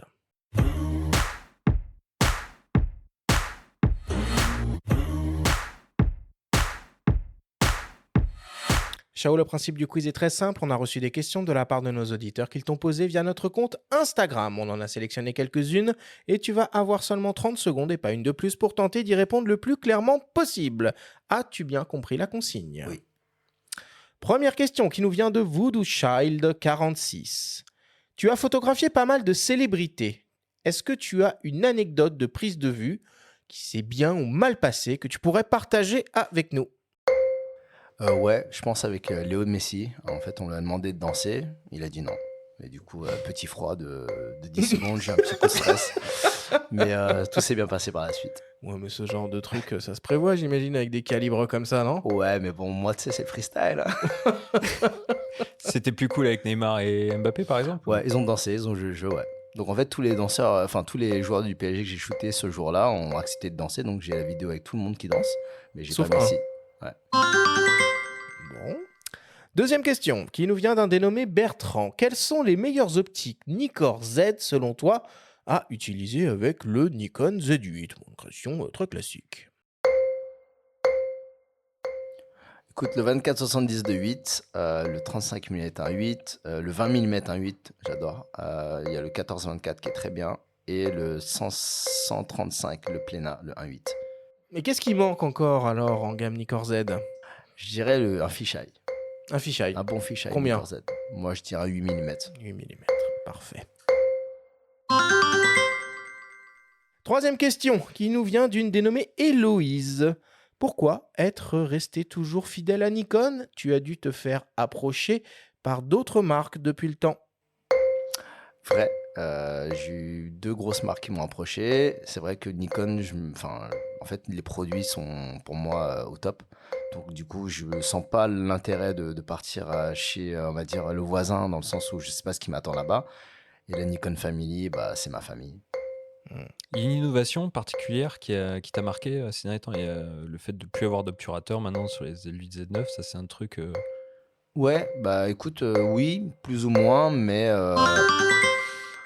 Non, je trouve pas qui m'a marqué. Je pense que le passage à l'hybride, pour moi, c'était déjà un gros changement. Ouais. Quatrième question qui nous vient d'une dénommée Marie. Tu préfères l'approche reportage ou l'approche mise en scène ? Alors en fait, impossible de trouver la solution entre les deux. C'est vrai que j'ai mes périodes, je me dis en fait je préfère faire un reportage. Je voyage un peu plus léger et la mise en scène, des fois j'ai envie de créer, donc quand j'ai l'inspiration, je préfère ça. C'était presque une question qui tue avant la question qui tue, ma foi. On va attendre la fin du chronomètre quand même.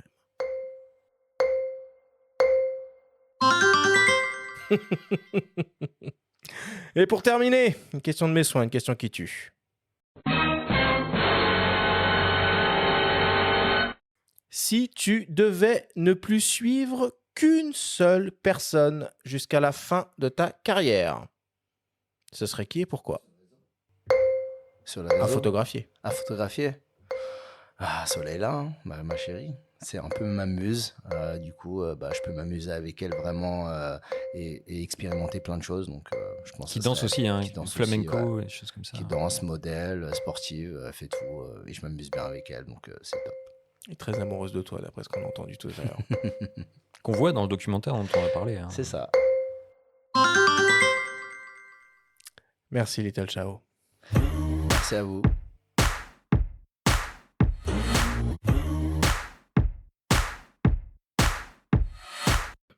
C'est désormais la fin de cette émission. Chao, c'était un plaisir de te recevoir à nos micros, d'être venu dans notre studio. Les actualités pour toi en ce moment, c'est quoi? Alors en fait, on arrive en fin d'année, c'est une période assez chargée du côté Red Bull, surtout le niveau danse. En fait, il y a 2 grandes World Finals qui s'appellent Dance Your Style et Red Bull BC One. Donc une partie qui danse un peu all style debout et l'autre c'est très break. Donc là, je pars en Inde la semaine prochaine. Cette semaine, j'ai un shooting à Amsterdam. Mais au mois de décembre, c'est à Rio. Donc, du coup, on va dire les 2 gros voyages, c'est l'Inde et Rio, au Brésil. On va dire que c'est 2 semaines très intenses parce que du coup, je m'occupe un peu de toute l'organisation photo, dispatch entre tous les photographes. L'aspect aussi DA. Donc, en fait, j'ai un peu plusieurs casquettes sur moi, plusieurs cordes à mon arc, dans le sens où, en fait, d'être investi un peu dans la danse, dans cette compagnie, ça me permet également d'avoir un peu plus d'expertise et de voix pour justement créer des choses qui sont un peu plus fidèles à notre culture. Voilà, donc on va dire ces 2 gros projets-là. Et après, bon, là, j'ai un nouveau format que je suis en train d'essayer de créer. Donc après, à la sortie de Adobe Max, j'ai une petite lueur d'idée, une étincelle qui s'est passée dans ma tête. Un nouveau format que je veux tester pour du format TikTok sans devenir un peu un format. Enfin, moi, j'ai toujours un peu été marché à reculons pour aller sur TikTok. Oh, tu fais kakou là, comme l'autre, c'est très bien. Kakou la photo. Ouais, mais du coup, j'ai un format qui peut être aussi, on va dire, un peu proche de ma vision de la photo, mais qui a un message un peu. Donc, du coup, je vais tester ce format-là. Bon, merci en tout cas d'être Merci venu à vous. jusqu'à nous. La semaine prochaine, pendant que toi tu seras en Inde, nous on attaque nos traditionnels guides d'achat de fin d'année avec l'émission qui sera consacrée au boîtier en compagnie de Louis Royer, journaliste spécialisé chez Phototrend, et Ronnie Studient de la boutique IPLN. Merci à tous de nous avoir écoutés, prenez soin de vous et on se retrouve la semaine prochaine.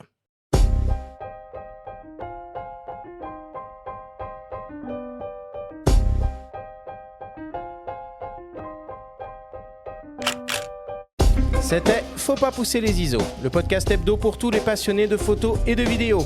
Toutes les semaines, retrouvez Arthur Azoulay, Benjamin Favier et leurs invités pour parler de sujets matos, techniques et inspiration. Cet épisode vous a été présenté par Nikon, appareil photo et objectif hybride Nikon Z. Abonnez-vous à notre chaîne et retrouvez l'intégralité de nos émissions depuis toutes les plateformes d'écoute comme Spotify, Apple Podcasts, Deezer, Amazon Music et YouTube. Si vous aimez notre podcast, n'hésitez pas à liker, à vous abonner et à nous laisser un petit commentaire. Rendez-vous jeudi prochain pour un nouvel épisode. D'ici la fête de la photo et n'oubliez pas, faut pas pousser les ISO.